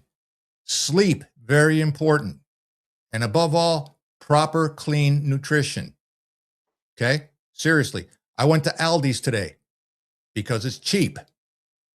And I saw a reel of this lady that did a video who went to Aldi's and she picked a bunch of stuff up that I consume. I didn't know any better because who the hell reads, the freaking nutrition label? It's all bullshit. And all the boxes that she picked, I actually picked one up today and I put it back because on the back it says that one of the ingredients, okay, is bioengineered. It was made in a freaking lab, right? Hopefully Bill Gates wasn't a damn chef, but I put that shit back. Yeah, it's cheaper. I get it. We're all going through a pinch right now, but what are you putting in your body? Hopefully it wasn't nanobots, but anyway, I'll leave that one there. Be careful what you eat. Number three, human contact. Face to face, not mediated, okay? In other words, we talked about it earlier. You go out to a restaurant, put away the freaking cell phones, have a physical conversation, human contact. Humans were created to interact with each other, not electronically, okay? Number four, craft or learning. Something that builds skill. All right? Underwater basket weaving, how to build a better widget, or my personal favorite, how to tinker with pew-pews. Just saying. Number five, silence. Regular absence of input. Without these, insight destabilizes. All right? These are long-term anchors that are non-negotiable. Okay? And then we have warning signs if you're losing balance. If you notice constant anger, compulsion to check the news, contempt for others, feeling above people, or loss of joy, that is not clarity. That is a nervous system overload. I should have put in here, constant use of the freaking cell phone. Okay. Step back, reduce input, and ground. And then finally, the final guiding principle. Clarity is not loud. Stability is not dramatic. Wisdom does not rush.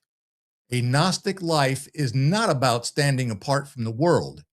It is about moving through it without being pulled apart by it. That's it. Not responding negatively to it. And that choice rests within the individual completely. Even if your most beloved comes up to you and says, "You're disgusting," you can react negatively and get into a big old argument. Well, have fun with that. Or you can say, "Well, gee, that kind of sucks. Why do you think that?" And make a joke out of it or smile about it. You do have the choice up to that and more. I'll say this. We were all taught incorrectly what emotions are, and we'll cover this in depth on another show. Again, another reason why native populations around the world have been subjugated and destroyed was because they had a lot of insight in these areas. One of them, for a lot of tribes in North America, for example, was, and in others around the world, common theme, emotions are senses. Mm-hmm. Yes. Now, we have the 5 tactile senses, and we think that's it. No. Think of all the shades of every emotion you can feel. If you add them up, it adds up to, with the tactile, 165 emotions. And emotions always ride on an intuitive underpinning. When people get carried away, let their emotions get in front of them, the intuitive underpinnings, your wife says, well, let's say ovarian versus Earthling talk, because men are from Earth, women are from Ovaria, not Mars. Men aren't from Mars, women aren't from Venus.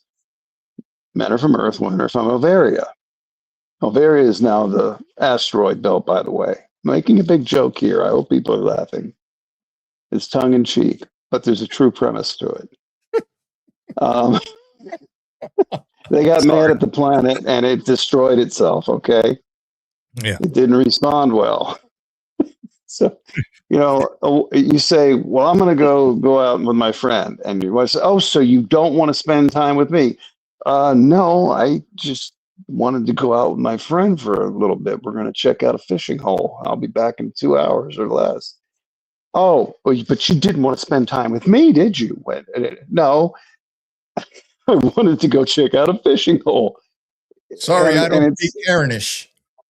It's the application assumption from an emotional response that goes even further than just an emotional response. It's making an assumption. Whereas the wife can say, "Well, wow, I thought we were going to spend tonight together." "Well, yeah, but I won't be that long, I promise. I promised last week this to him. I promised that to you afterwards, and I guess I screwed up in my promising. But let me get this done, and I'll be right back, because we got to know what kind of trailer we got to bring to launch the boat. I'll be right back." Now, you can throw a whole bunch of argument into that, or you can just say, "Oh, okay, all right, yeah, I wanted to spend time, that extra 2 hours with you, but we'll only have 3 instead of 5 to spend together." Okay, but often, and I say that to use it as an example, not to say women or men. I'm just using that as an example because men do the same shit. Mm-hmm. You run off with an emotional response, or you're offended. That's the biggest one.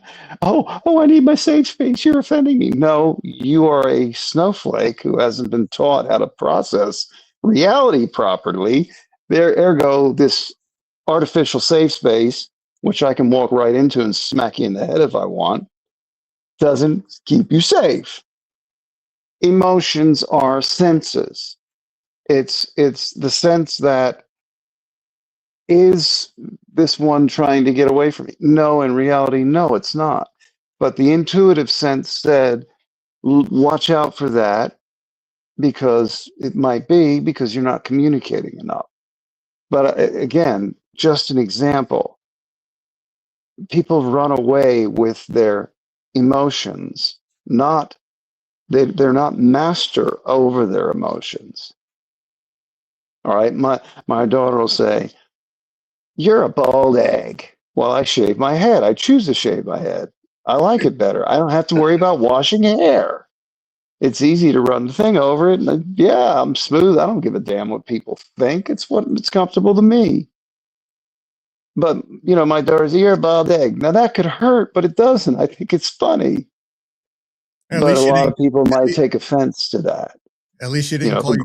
At least you didn't call you Chrome Dome. Yeah, well, that comes along. Every name you can imagine she uses. But if a stranger did that, it's like, who cares? Or I could take offense to it, Right.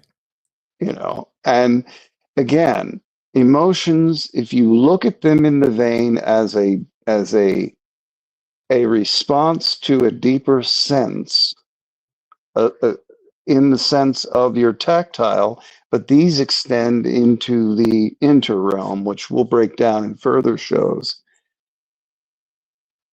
You then have control over it. I don't put my hand on a hot plate and hold it there going, well, that hurts and I don't want it to hurt. No, I realize it's hot. I'm going to pull away. It's that's a preservation response. But emotions in the same way are a preservation response. And when you understand that, you don't react to them in the same way. You know that they can interject discordant energy where it's not even necessary and shouldn't even be.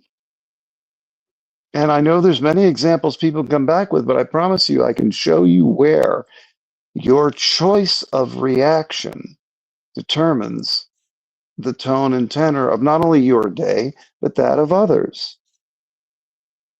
Well, they didn't do this and that pisses me off. Well, okay, you can either be pissed off or pissed on. Take your choice. I don't want either.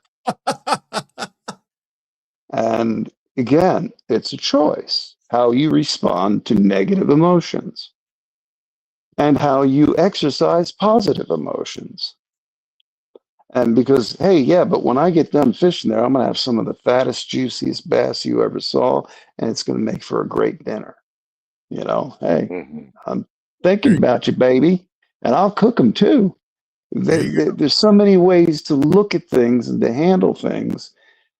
And it's not about what the outside world is telling you about what's politically correct or offensive. Because in that realm, if you're not offending somebody or they're not offending you, but you know how to handle it, you don't react to it, you're not alive.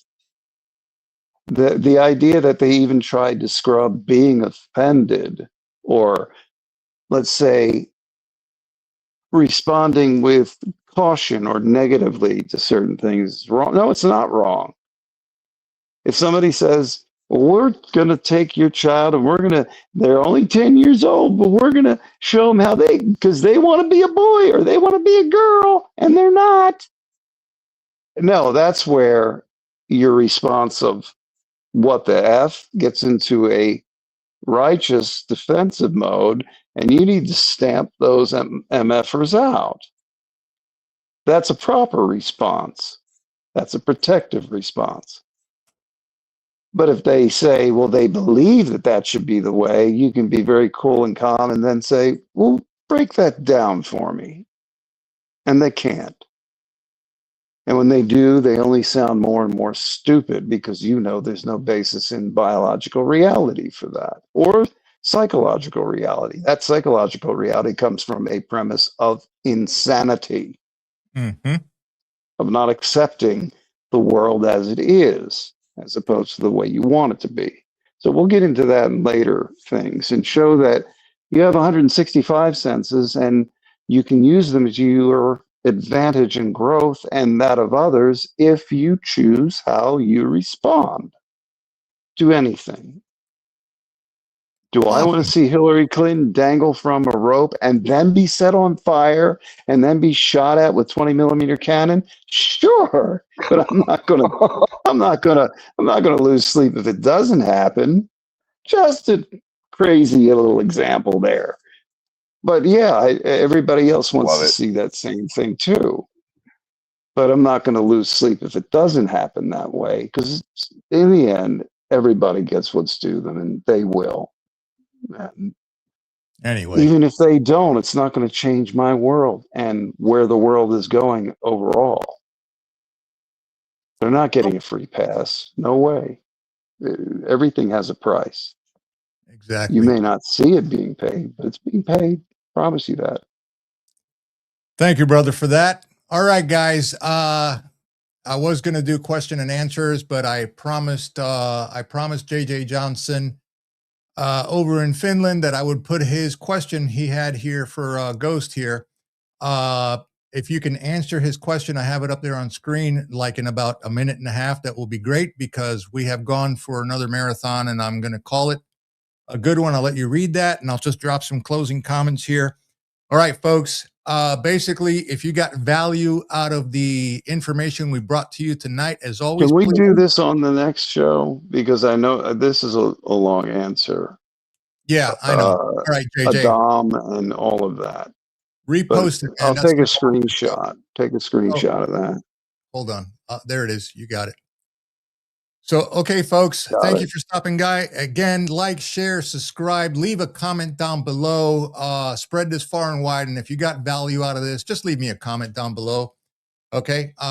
Next week, the next F.E.V.E project, we are going to get into the clay tablets. We're going to start diving into forbidden technologies. Okay, you're going to want to go ahead and tune in to the continuing series of forbidden technologies, because everything that we went over here tonight is going to directly tie into the future streams that we're going to be doing.